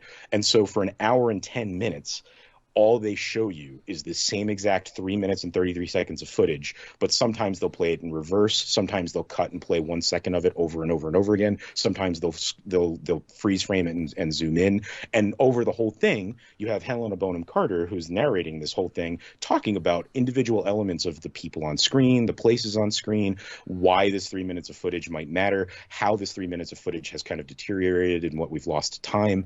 And then it becomes this whole conversation about how we tried to digitally restore this, but look how we lost like elements here, here, and here when we did that. We tried to do some 3D recreations, and for like 2 seconds they show you a 3D recreation of the town and then immediately go back to the footage of the film because they were like, it was too lifeless, it doesn't work for us. So like it becomes this whole conversation not just about the Holocaust and the victims on screen, but this idea of how we remember the Holocaust, how we capture the Holocaust, and then just like how we capture history and how we're going to lose it eventually. It's a really, really kind of like sobering film, not just because it's about the Holocaust, but because it's about how eventually we're going to hit a point where this stuff is just lost to us and how we lose history. And that was just like super intense. And then to wrap it up with just another kind of intense documentary, the last thing that we watched at like midnight on like Wednesday night, we watched a documentary called Meet Me in the Bathroom, which is gets its name from the book that it's based on, because it's also based on a really well like documented book about the rise of like trash rock from 1999 through like the late 2000s, and how it was this group of guys. Specifically, the movie focuses on the Strokes, Kimya Dawson and the Moldy Peaches, Karen O and the Yeah Yeah Yeahs, and then eventually LCD Sound System, with like TV on the radio thrown in so that they can at least talk to one person of color throughout the entire movie. But like this idea that they started in New York in 1999, just playing just clubs, and it being this kind of like really kind of punk inspired poppy rock stuff that blew up because of 9/11. And like 9/11 kind of galvanized a bunch of people to kind of just do what they wanted to do in New York, as opposed to like wasting their time in office jobs. These guys threw off the fucking reins and just started just like playing gigs as much as possible. And lo and behold, like here's a bunch of people that it paid off for, and we got this whole genre of music out of it. And then inevitably how that all kind of either evolved or fell apart, because like the Strokes ended up kind of like imploding because like their bassist got hooked on like some pretty serious drugs, and like Karen O ended up getting like drunk on stage one night and so bad that she like fell off and a monitor fell on her head and things like that. And like Kimya Dawson noticeably at some point separates from the Moldy Peaches and is not talked about again, because what we know happens to her at that point in the mid 2000s is she ends up in LA and she scores the entire soundtrack for Juno, which ends up getting a bunch of recognition for her as a solo artist. And then she just has a solo career in LA doing much, much calmer, like acoustic, folk, fun music, as opposed to what they were doing in the Moldy Peaches, which was much more like hard punk, still with that like folk acoustic sound, but like, a lot more stuff about like sex toys and drugs that you'd never hear in her later work. Like, so it's a really interesting documentary for a bunch of reasons. First of all, like literally talking about my growing up right alongside these people, music that I listened to as at that time, and kind of getting into that, but also the ways in which like, we say it a lot on the show. I say it a lot on the show, the ways that 9/11 really did kind of change the whole fucking pops culture scene, like, and how we reacted to it and what we picked up on and what we left behind. That was a really huge transition moment in my lifetime. Like, and this documentary is one of the first ones to really highlight that exact conversation, like why this music popped off, how this music popped off, like the idea that after 9/11 people started leaving the city, and so it left a lot of areas open. So a bunch of these guys end up moving to the Bronx because people are leaving the inner city, and when they get to the Bronx there's just a bunch of empty warehouses, so they literally just start living in warehouses and throwing shows, and that allows them to do whatever the fuck they want. And then the next thing you know, you have major producers that are coming in and saying like, we like that what you guys are doing in this fucking like this loft in the Bronx that nobody knew you were even here. You've been squatting for the last 5 years, and like, let's put you on a CD. And then boom, like that's how you get LCD Sound System. Yeah, so that was the last one we saw, and it was kind of an amazing little journey. Well, that's awesome. I know these episodes are coming where you get to like gush about Sundance, and I love to let you gush, but I gotta tell you, a little bit of FOMO. Just just sitting here Yeah. and as I hear all these films you get to experience. Well, so something to keep in mind, right, Yeah. is they did not want to go digital this year. They were planning on being somewhat virtual with a couple of them. Oh shit, I forgot to mention I saw an entire movie made in virtual reality. Again, don't know if it'll ever get picked up, but I watched an entire documentary about a couple that met in virtual reality and then got married in virtual reality. And then the end of the movie is it's revealed that one of them is going to go meet the other so they can get married in real life, and it's beautiful. But the entire thing, you never meet humans. The entire thing is shot in the virtual reality space, so it's fucking buck wild. Was one of the other ones. I just forgot about that one because that was like 1 o'clock in the morning. We were drunk off our ass and saw that one.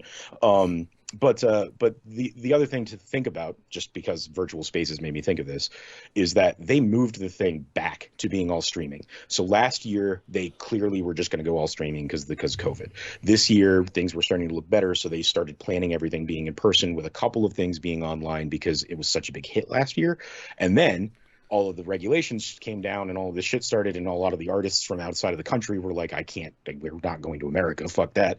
So they moved it all back to virtual. I have a sneaking suspicion that they are going to start leaning super heavy into the virtual going forward, and that the in-person stuff is really going to start kind of being something special and something unique.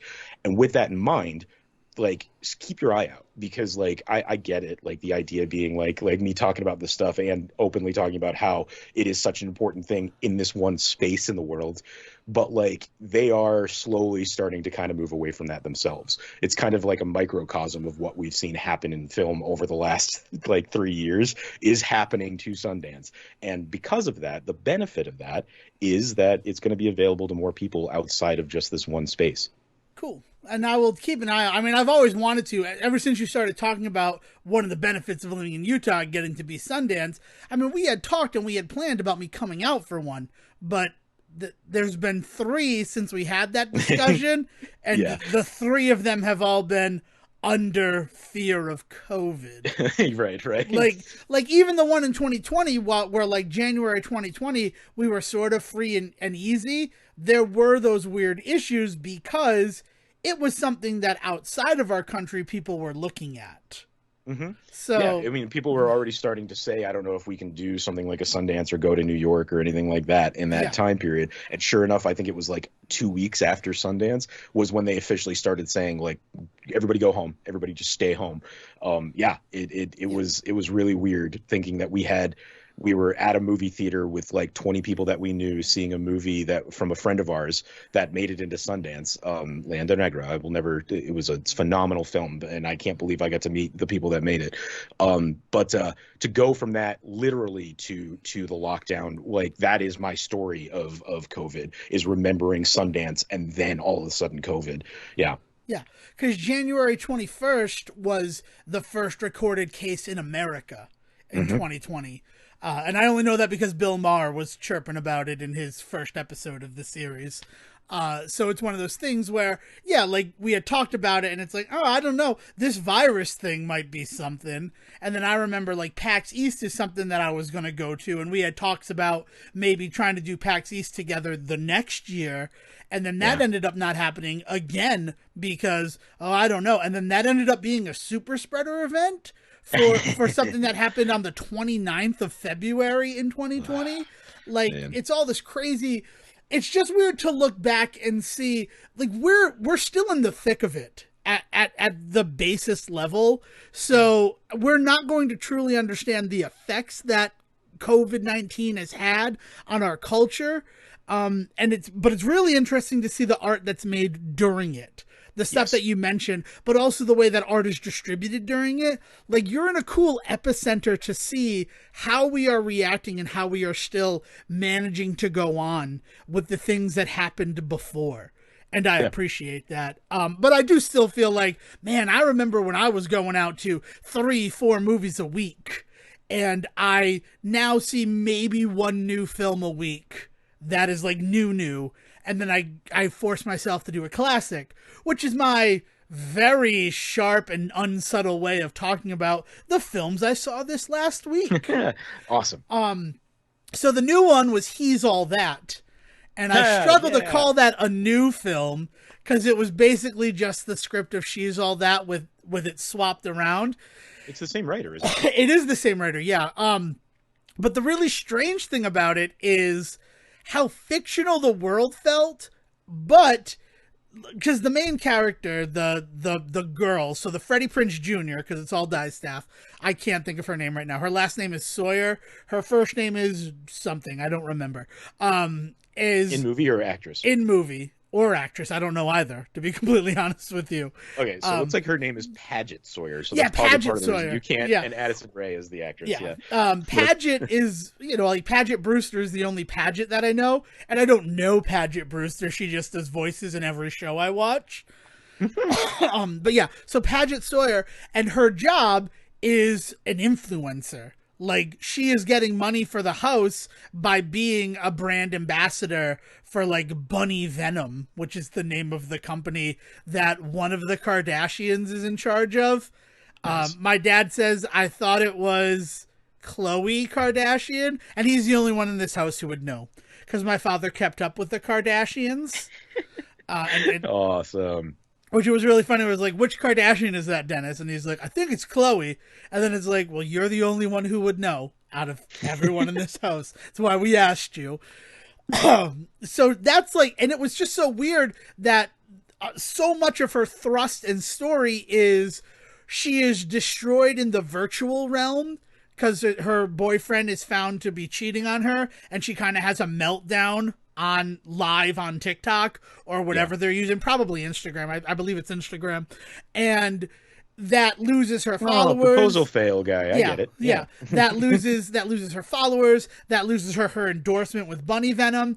And then what I thought was going to be interesting was it felt like Bunny Venom was going to be the ones who issued the ultimatum of, if you can take someone and make them over, since you're the makeover girl, and somebody who like would never do it. I thought Bunny Venom was going to kind of be the Paul Walker of it, but then no, Madison Pettis, who I love, Madison Pettis, American Pie's Girls Rules. She slips effortlessly into the Jason Biggs role. She slips effortlessly into the Paul Walker role from She's All That. So like, nice. Madison Pettis has this great emulating former performances thing going on for herself that I just want to celebrate, because she's Paul Walker through and through. Like, the same type of anger you have towards him in He's All That and She's All That, you feel towards her and He's All That. And it's weird. Do you get the whole third act trying to butt in on the whole relationship thing that you get with Paul Walker, right? Am I remembering She's All That right? You're remembering not another teen movie. Well, I thought that was part of it, is that he's like, he kind of drops it because he thinks he can get laid by her, right? Well, but that's maybe like, I'm conflating. You are conflicting it with not another teen movie, because the big thing in She's All That is she has to win prom queen. Mm-hmm. So if he were to take her and she still wins prom queen, even though he gets laid, Paul Walker would lose. Paul Walker would still lose. So he can't do that whole thing. But he just kind of blows it up.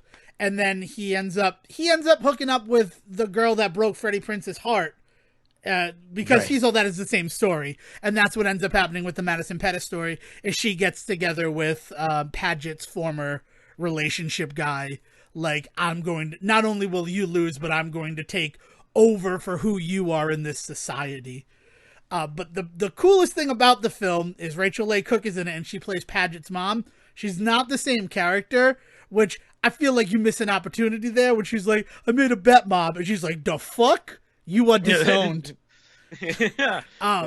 So, but the weirdest thing about the film is just the product placement through and through. And on some level, it feels like they combined Rachel Leigh Cook as Lainey Chase in She's All That with Josie from Josie and the Pussycats, because they show up to a party and they're like, oh my God, Pizza Hut. And it's just like, well, that was weird. Oh, can I take some KFC to go? And I'm like, well, Yum Brands provided some promotional consideration.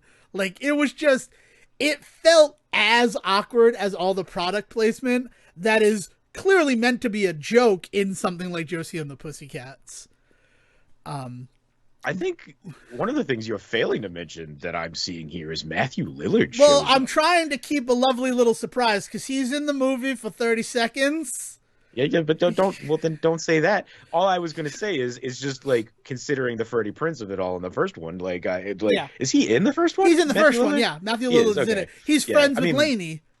Like that's the whole thing is because they have the friend who is of the opposite gender because you right. think, oh, maybe they're gonna Pretty in Pink this or that, but it's no, like she's all that and he's all that. Do the good job of you can have a platonic friend Yeah, who's yeah. not a romantic interest, though he's all that does do the thing of the girl in the life of the guy who's going to be made over is a homosexual. And she has a lovely story, but it is that weird, like, oh, we need to make sure that there's a reason why they're not together. Well, she's gay, right? And it's like, Yeah, they can't they just can't not just be let interested in them each other. not be Yeah. together. I don't. Yeah. And it's just something I'm noticing more and more as we Yeah. watch these films. But the film is great. Like I was totally on board.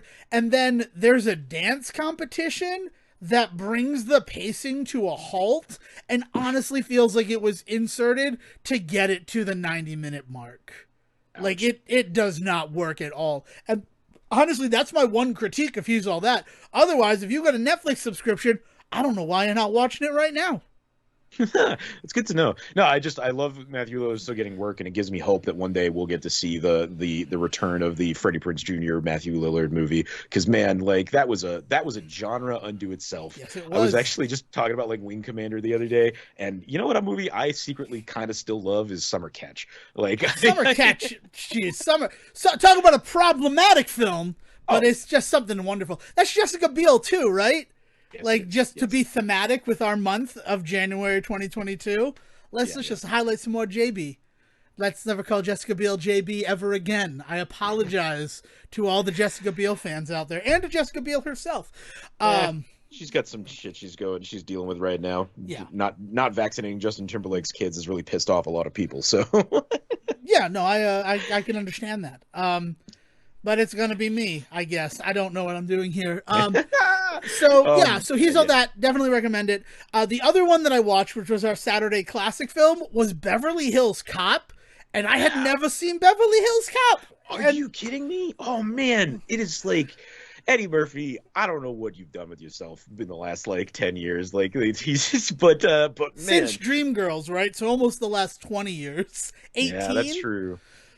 Whew. It's been like he doesn't want to be acting anymore, which is fine. But then just stop acting, bro. Nobody's making I you mean, do that's it. not true. You know, he did Coming to America, Coming numeral to America, which was excellent in terms of like sequels. And also like Mr. Church is something I saw in 2014 with him that was like excellent. Probably 2016. I don't know. Mr. Church is a good Eddie Murphy film. I'll say that. But Beverly Hills Cop is just one that I had never seen.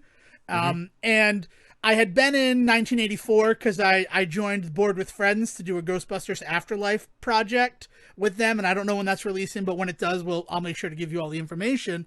And then, you know, when it came down to, we were going to watch Fight Club, but we were going to have to pay to watch Fight Club, and then I found that Hulu's bringing Fight Club to Hulu for free on Well, I was gonna February say, 1st. Should have pirated it. It would have been right. It in would have line made with the... perfect sense, right? Yeah. Well, I've never seen it, so I don't understand the reference, but I do know there was a like Steal This Movie DVD special edition that we had to put behind the counter at Blockbuster because they didn't want it to be stolen. And I'm just like, I don't know, like, why did you even get them to sell at the store? I just foolish people. But yeah, one of the things. But then like Hulu was going to be free starting on February 1st, so we're like, we just need to watch something that is like available now, and then we'll do Fight Club next week. Because Fight Club, it seems like it's not the perfect way to honor the passing of Meatloaf. Formula 51 is the perfect way to honor the passing of Meatloaf. Yeah, if you're curious. It's actually the 51st state now. They've gone with the international title, sort of like with Leon the Professional, just being called Leon now in most places. So it's fun. It's interesting. 51st state, highly recommend it. I'm getting away from myself. I'm sorry. But, you know, so Beverly Hills Cop, my father was like, oh, that's available. And the only person who had ever seen it in the house were my mother and my father. So it was good. Like, there were at least 2 new people for a Saturday Classics Yeah, film. talk about a movie that people forget starts super fucking intense. They just remember the banana in the tailpipe, but they never remember that fucking gunfight in the stairwell, right? The Isn't that how gunfight that in one the opens up? stairwell. It opens up with like a 15-minute chase through the streets of Detroit. Yeah, That is, first of all, the Neutron dance plays, like, shout out to the Pointer Sisters, but then, like, the destruction that is on display in that. yeah, yeah, I understand why Axel Foley's, like, inspector captain guy wants to fire his ass for doing a completely off the books undercover sting operation. yeah. Though the best line in that whole bit, like from everything, is when Paul Reiser is like, "I heard that this went south because you wanted a better price. You tried to renegotiate the price," and he goes, "Look, if I took $2,000 for the cigarettes, they would have known that I was a cop." Because that's just that would be me looking like a schmuck looking to catch them at something. A real Exactly. person would have wanted the actual agreed upon cost. And Yeah. it's just like, that's true. He's right about that. If he let himself get snookered, he'd be dead. Well, it's the whole bit with him, right? Yeah. Is it's one of my favorite things. It's one of my favorite tropes is that he's good at his job. I hate these kinds of like these job based like story beats and comedies and all this sort of crap where like the joke is that they're bumbling because like that's like it's the Brooklyn Nine-Nine formula. Like I love that. They are good cops. It's just that like funny shit happens around them and they happen to have very goofy attitudes and all that sort of stuff. But at the end of the day, he's fucking good at what he does. Axel Foley is a good cop. He just happens to just have a very I mean it's the tagline, right? He just happens to have a very unique method. Like right? It's like Yeah. Well, oh man. it's as my But father like would say, attitude and ability. He has all the ability in the world, but his attitude does not jive with the police system. So right, he's right. constantly held back by that. And even Inspector Todd is like, you're one of the best young detectives that I have, but if you keep doing this shit, I'm gonna have to fire you. Yeah. And that's just because I can't have you going out there being a cowboy cop, acting like Yeah. you know better than the department. I mean, there's definitely an element to it in retrospect of looking at him as, especially once you get to him being teamed up with Judge Reinhold there and Mustache. What's his John name? Ashton, John which I Ashton. love. Where John like, Ashton, he's in Some it, Kind of Wonderful, just to tie yeah. everything together. But it's that idea that it's not unnoticeable that the predominant black character in this movie seems to be the one that is can't seem to that seems to be going against the system, right? So there's a lot of that stuff kind of tied up into it too, which makes just in terms of like why would you watch Beverly Hills Cop in 2022? Like that is definitely one of the big things for me. But yeah, doesn't his partner get like ganked like real bad in that It's movie? not Am his I partner; it's a former friend. former friend? It's Yeah, and it's one of those situations where they do such a good job building the world in that relationship because the guy Mikey is his name just got out of prison 6 months ago, so now he's visiting Axel. And the reason why he's visiting Axel is because he stole $10,000 in Deutschmarks and bearer bonds. yeah, So like, is not the greatest thing. But then they have this conversation where they both stole a car when they were like 15 years old. mhm, And Mikey got caught and he never ratted out Axel because he loved him, because he saw him as like that brother. And there's no right, reason that we both have to go down for this sort of thing. And right, that seems like the inciting action for where Axel kind of got his act together and would eventually go on to be a part of the law system because of how his friend was mistreated by it.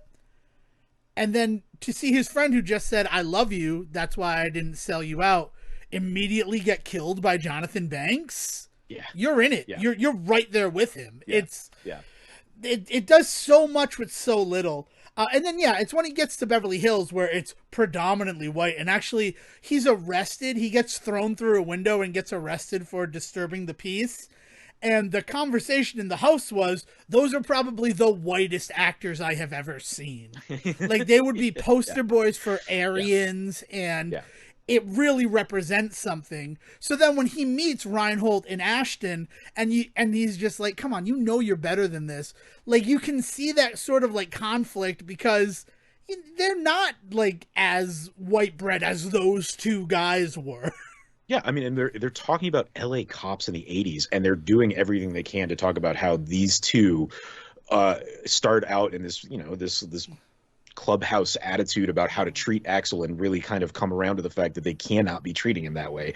And it's just a really interesting conversation that movie is having. It's what makes Beverly Hills Cop with 3 or 4, which is the one when he ends up at fucking Disney World The with the money third one laundering. is where he ends up. Yeah, And I mean, and I've only ever it goes seen off the that rails. scene. Like Yeah. the series just goes off the Yeah. rails because it is just, it doesn't have the same bite that 1 and 2. Like, if you get the opportunity to see 2, I definitely encourage it. I'm But probably like going to 1, watch 2 over the week because yeah, I just want to see. Because the only issue that I have with the Beverly Hills Cop movie is, why is it called Beverly Hills Cop? He's not a police officer in Beverly Hills. Like, is it sort of playing off the Beverly Hillbillies, but then Beverly Hills Cop? Like, not Beverly Hillbillies, Beverly Hills Cop. Because he's a fish out of water in Beverly yeah. Hills. I don't understand the title, and it's probably some marketing thing, and I'd like to delve into it. But by like Beverly Hills Cop 2, I'm pretty sure he's out there as a police officer. In 3, he certainly is. He's Yes, in Beverly Hills as a police well, officer. and there's this the other thing is that you're thinking too hard about the fact that he is like told to like hand in his gun and badge, and he goes off on his own. At the end of the day, like, that is, especially in the 80s, the idea being that, once a cop always a cop is definitely a predominant attitude, and we even see that kind of to a problematic extent now, where like this idea that like guys that are off-duty police officers are the ones that are always causing some weird shit because they're sticking their nose in where they shouldn't, but it's because they're a cop. Like, now we don't like that, but in the 80s and in the 90s, like, that was kind of just what we thought was the case with police officers, is that like, and like I said, it's not that it's not the case. We know that in fact it is the case to a problematic degree, is that these guys can't seem to turn off the fact that like, hey, you're also a human being, dude. Like, right? So this idea that cop is just who he is, despite the fact he might not have a gun and badge anymore, he's still a cop, is kind of the driving whole like force of his character. Well, I just want to remind, he doesn't lose his badge. He goes on vacation, and on vacation he's going to Right. investigate his friends, like why his But friend it's was murdered in Detroit. It's that trope, right? Yeah, it's the definitely the idea trope that, of like, you can't be on this case. We don't want you anywhere near it. But I do like that he's not like, it's not like it's taken away from him and he's still out there. It's not like Lethal Weapon, where Murtaugh and Riggs, literally it's like, turn in your badge and gun. He's just like, Inspector Todd's like, I don't want you anywhere near this case. You're too close to it. You're too emotionally invested in what happened here. And he's like, all right, cool. Then I'm taking that vacation time that I have to take. Yeah, but it's more like the Die Hard idea of like, just because he's a New York cop does not make him a cop in LA. But like, there is this idea that we just kind of accept the fact that because he is a police officer in one area of the country writ large, he is understood to just be the authority. And it's questioned in Die Hard. There is a moment where somebody says, "Does he even have authority out here?" And then this kind of shit. It's that idea that like you question why it's called Beverly Hills Cop. Now, the Beverly Hills aspect of it is just because when we think of, especially in the 80s, when we think of California, Beverly Hills immediately invokes just that idea of just white bread California, right? And it is so much. Beverly Hills is the setting. Like, you keep seeing LA because Beverly Hills is part of LA, but it's like the precinct that he's dealing with is the Beverly Hills precinct. So it's not like you don't see that iconic police station that you see in LA stuff. You see what is very different, and what is very like sort of posh would be the adjective that I would use to describe it. The precinct that he is dealing with. And so stuff like the lieutenant being like, we do things by the book in Beverly Hills. Like, it also sort of invokes this difference between, we're not LA. Like, we know what's going on in LA. If you were in LA, Axel Foley, we would have shot you already. Like, it's very much why it's not LA Cop, but it's Beverly Hills Cop. Because Beverly Hills is a character all its own. But yeah, and it worked. And it felt really interesting to see a comedy from 1984 that wasn't Ghostbusters, and sort of how Ghostbusters worked, but also just how comedy films were working in 1984. Notably, though, Eddie Murphy, right, who was on SNL at that time, right, with the likes of Ramis and those guys too, right? Exactly. I mean, Eddie Murphy was supposed to be in Ghostbusters Mhm. as Winston Zedmore. Yeah, yeah. It's just like you were saying. It's really interesting to look and see what else was going on and working, because the other thing is Beverly Hills Cop was no slouch. Like it is a popular film when it comes out, and it remains popular today. So I'm excited. There's there's always been talk about a possible fourth one and stuff like that, but I'm actually kind of into the idea of maybe like going back and revisiting the Beverly Hills Cop series. I Three is definitely just such a recommend it. I disappointment. mean, three is the only one I've ever seen, and what I've seen is him at the theme park Yeah. because like it was on cable once, and my father's like, "Oh, I'm just gonna put this on," and I'm like, "What is this?" And then I never really wanted to go back because of just how absurd all of that was. Hmm. Yeah, yeah. And then, like in popular culture, you think of Beverly Hills Cop, all that it's ever represented of is the banana in the tailpipe, Yeah. which is like a 30-second bit, and not even the best part of that scene. Him sending late supper to the cops who are sent to tail him is Yeah. far funnier than him shoving bananas in the tailpipe. Though, shout out to Damon Wayans as the Banana Man. Oh shit. Fuck. Yeah. Yeah. That's awesome, man. Yeah. I'm glad that you guys found something to watch. Yeah. I'll be very interested to hear how you feel about Fight Club going forward. And spoiler alert, but it's the kind of movie that has been misread for so long, and I'm curious to know how you feel in a world that has completely misread that movie. And like, people can be people can read that as me being snobby or whatever, but No, it's hard to argue it's that the it Say is. Report, and what do we talk about?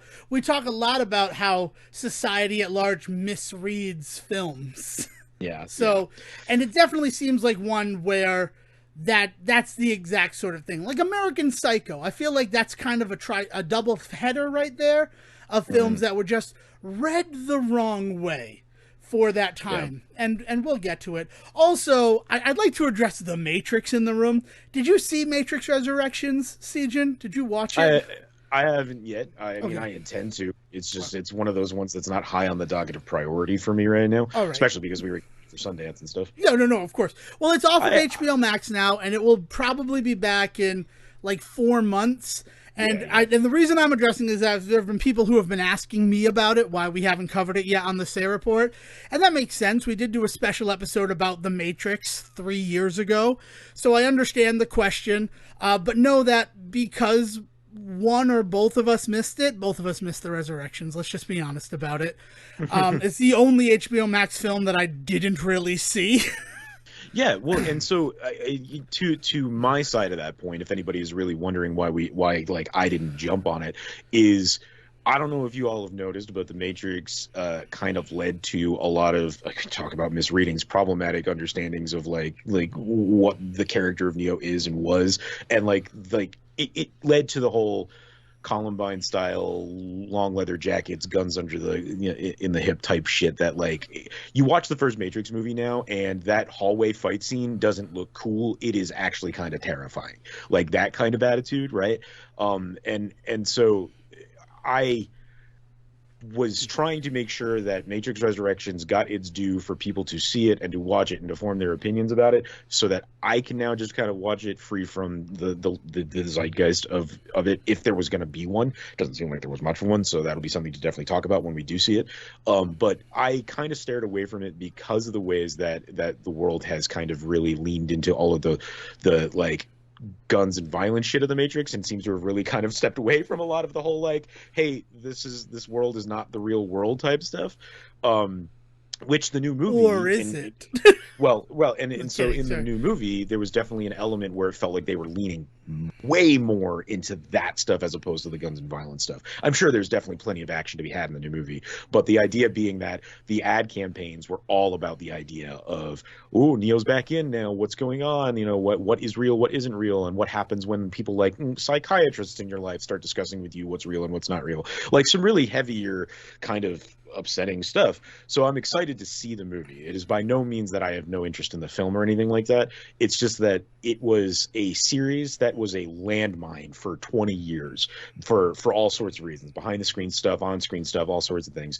And the idea that they were going to bring it back didn't excite me because I didn't want to have to deal with those conversations again, but I was excited to go back to that world. Kind of the same way that kind of on the other side of the Ghostbusters stuff that we've talked about, I was kind of nervous about them going back to that well in the first place, and then add to that the zeitgeist. I just had no interest in it. I had interest in it, but the conversations just kind of felt like I didn't want to be in them. I mean, I'll openly admit it. I just didn't feel like talking to other people about it yet. And so when it comes back, I will be, though. Yeah. So I just wanted to cover that because a lot of people have been asking, and what had kept me from it is Dale had never seen Reloaded or Revolutions. And I felt like if you're going to do it, you should probably see the original trilogy. Yeah. So that you fully understand it. Yeah, I would even go so far as I think that the Animatrix is actually a very important part of the history of the Matrix because for anybody that doesn't know, the Animatrix was a anthology of shorts based on the Matrix that were done by all sorts of different artists, mostly anime artists, which is why it's called the Animatrix. But there's some other stuff in there, but it's different artists handling a lot of the same ideas and thoughts and imagery and stuff from the Matrix movies, and it introduces a lot of really interesting concepts that ended up going and feeding into a lot of the cultural understanding. And I think it came out before the third movie, and so I think there's some stuff in the Animatrix that ends up actually like finding its way back into the original Matrix trilogy too. Very in particular, there's a story. There's one short story in it about suicide and about the idea that suicide becomes this way for this particular person in the Matrix to actually get out. And so it's a kind of it's a very dangerous story. Like it's really, really interesting. But this idea of freeing oneself from the world and stuff like that. So all of this is to say that if you're going to do the homework of seeing 2 and 3, I would also maybe encourage you to do the homework to also watch the Animatrix, because not only is there some really buck wild, really cool anime stuff, but on top of that, it actually does end up feeding into how people view that world and that conversation. Yeah, I actually think the Animatrix came out before both the second and third movie. Possibly, yeah. It sort of carried the torch between the 1999 and the 2003. Yeah, I seem to remember there being some talk about a one character in particular in either the second or third or maybe both movies that I think actually comes from one of the shorts, because like the Wachowskis just fell in love with the character so much from the short that they brought them into the actual world. Yeah, I mean, it's been forever. I've not rewatched the Animatrix because it was just so long ago. And I wanted to try to get in and do Resurrections while it was still available, and we missed the train. But I do want to do it because there have been people asking, when is the Say Report going to touch on the Matrix Resurrections? So, it's coming. I just wanted to make sure that we gave you that sort of like. Are these the same people that complain about us not doing enough music episodes? No. These are different people. I'm the one. You're the one who complains about us not doing enough music episodes. The secret reveal. No. Not just music. No. It's an everything thing, and we've. Unfortunately, in the world of COVID-19, the focus has shifted a lot to TV and movies because that's sort of the central form of entertainment that's out there. Yeah. But I can say we're going heavy on the movies for our very special episodes this year, and we're not going to in 2023. I think there's one movie episode that we have to do, but everything else we will try to vary it up, and you'll get more Summer of Fun Chuck E. Cheese stuff. Which, for the final thing that I would like to bring up before we go, is Pokemon Legends Arceus, the new weird Pokemon Breath of the Wild game. Yeah, I was going to say that released Wild style a few days ago.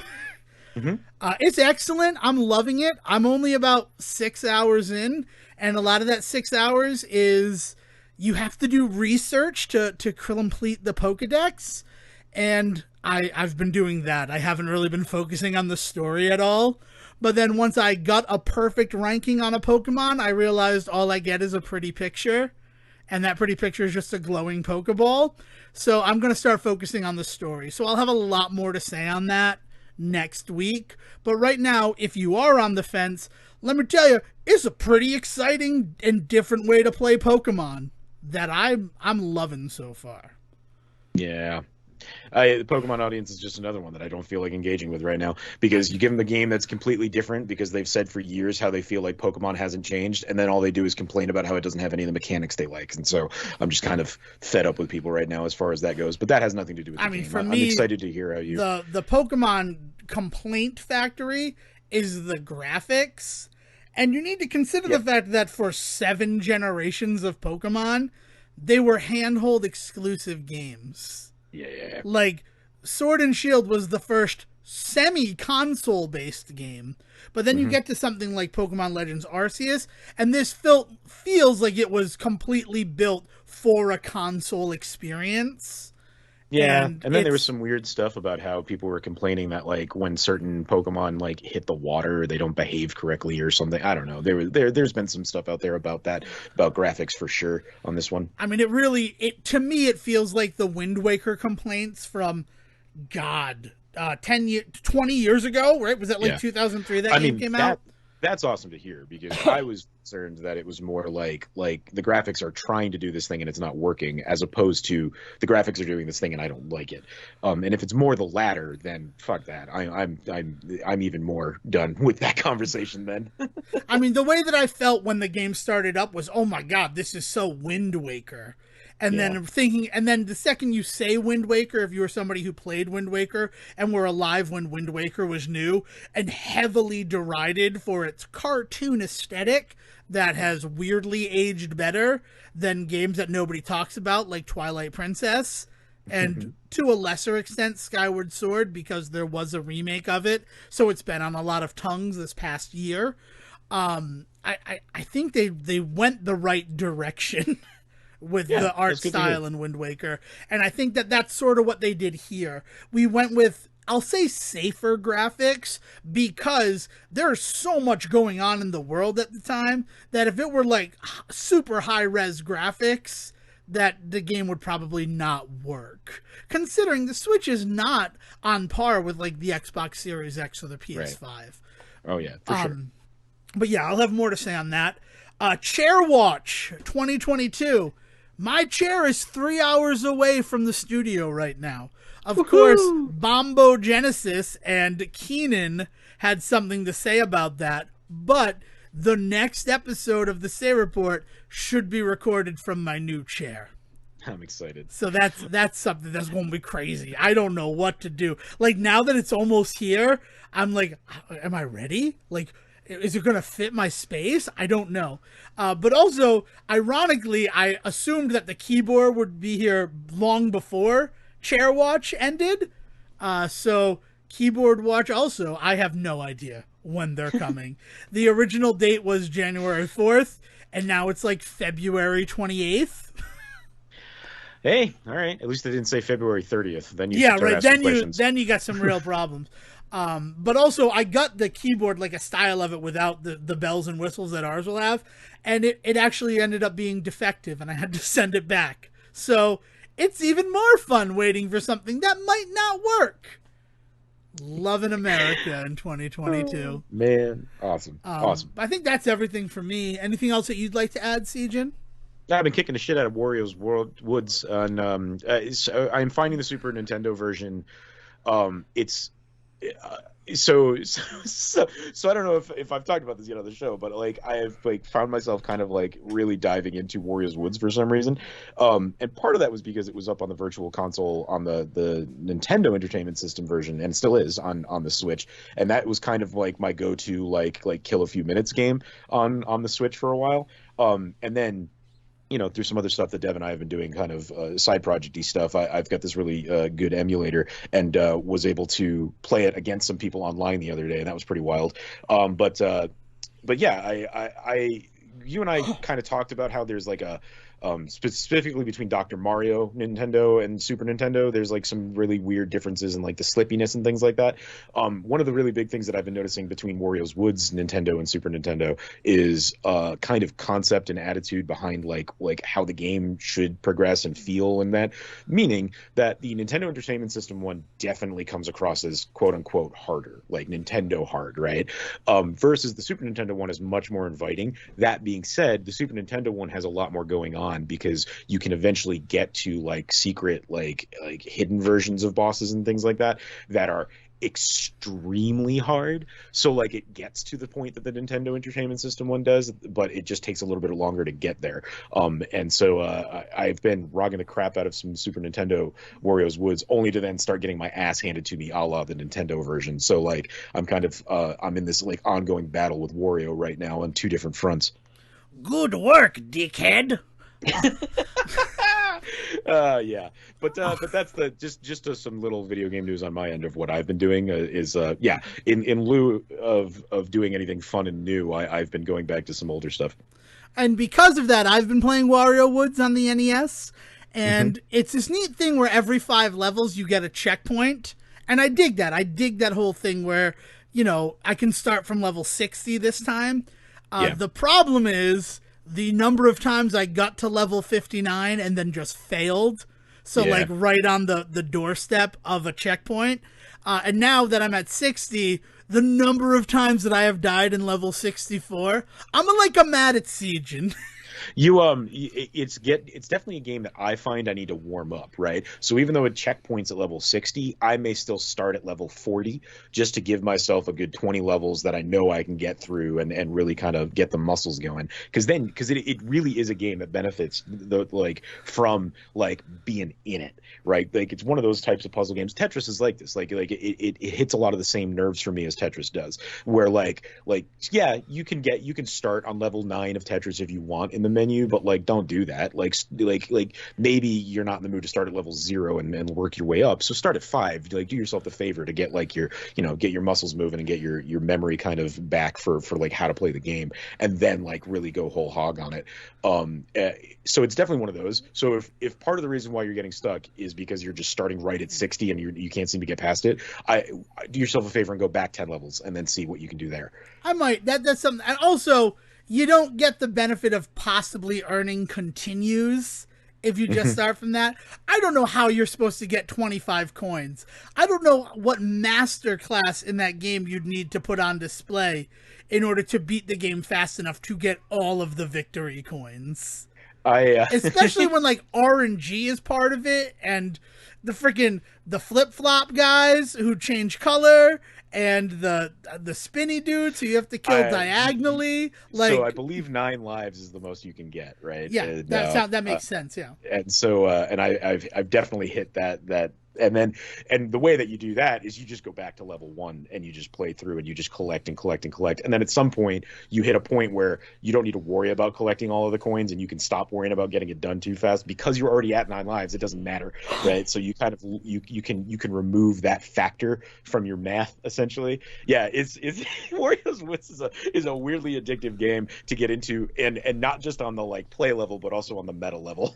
Yeah, it's been a fun little excursion, and I'm gonna beat Wario Woods NES this year. That's a goal that I'm putting out right now. All right, I'm at 60, and I don't know how many levels there are, but Wario's getting bigger, and you get wonderful things like "Good work, mushroom," which is just excellent. And Sejohn has informed me the original translation is "Good work, dickhead." So, and I get to flex my Wario stuff, so that's always fun too. But yeah, that's where we are. So thank you for listening to this episode of the Say Report. If you have any more suggestions for like lower under the radar films or festivals that Sejohn might be interested in checking out, he is on Twitter at Siege versus the World. And I know one of you perverts out there has created a Waluigi's Woods mod, so send that over to Devon at Devon D. Decker. Yes, please send me that. I don't know why they have to be perverted. You know what I'd like to discuss next episode? The definition of pervert. Because How I Met Your Father is throwing me the fuck off. But until then, William, please bring us home. Thank you for listening to the Say Report with your host Devon Decker and Sejohn Serwick. Please follow the guys on Twitter and Facebook by searching for The Say Report, and you can always subscribe on your podcast channel so this is delivered straight to you and you can enjoy it every week. With apologies to your mother, we'll see you next time.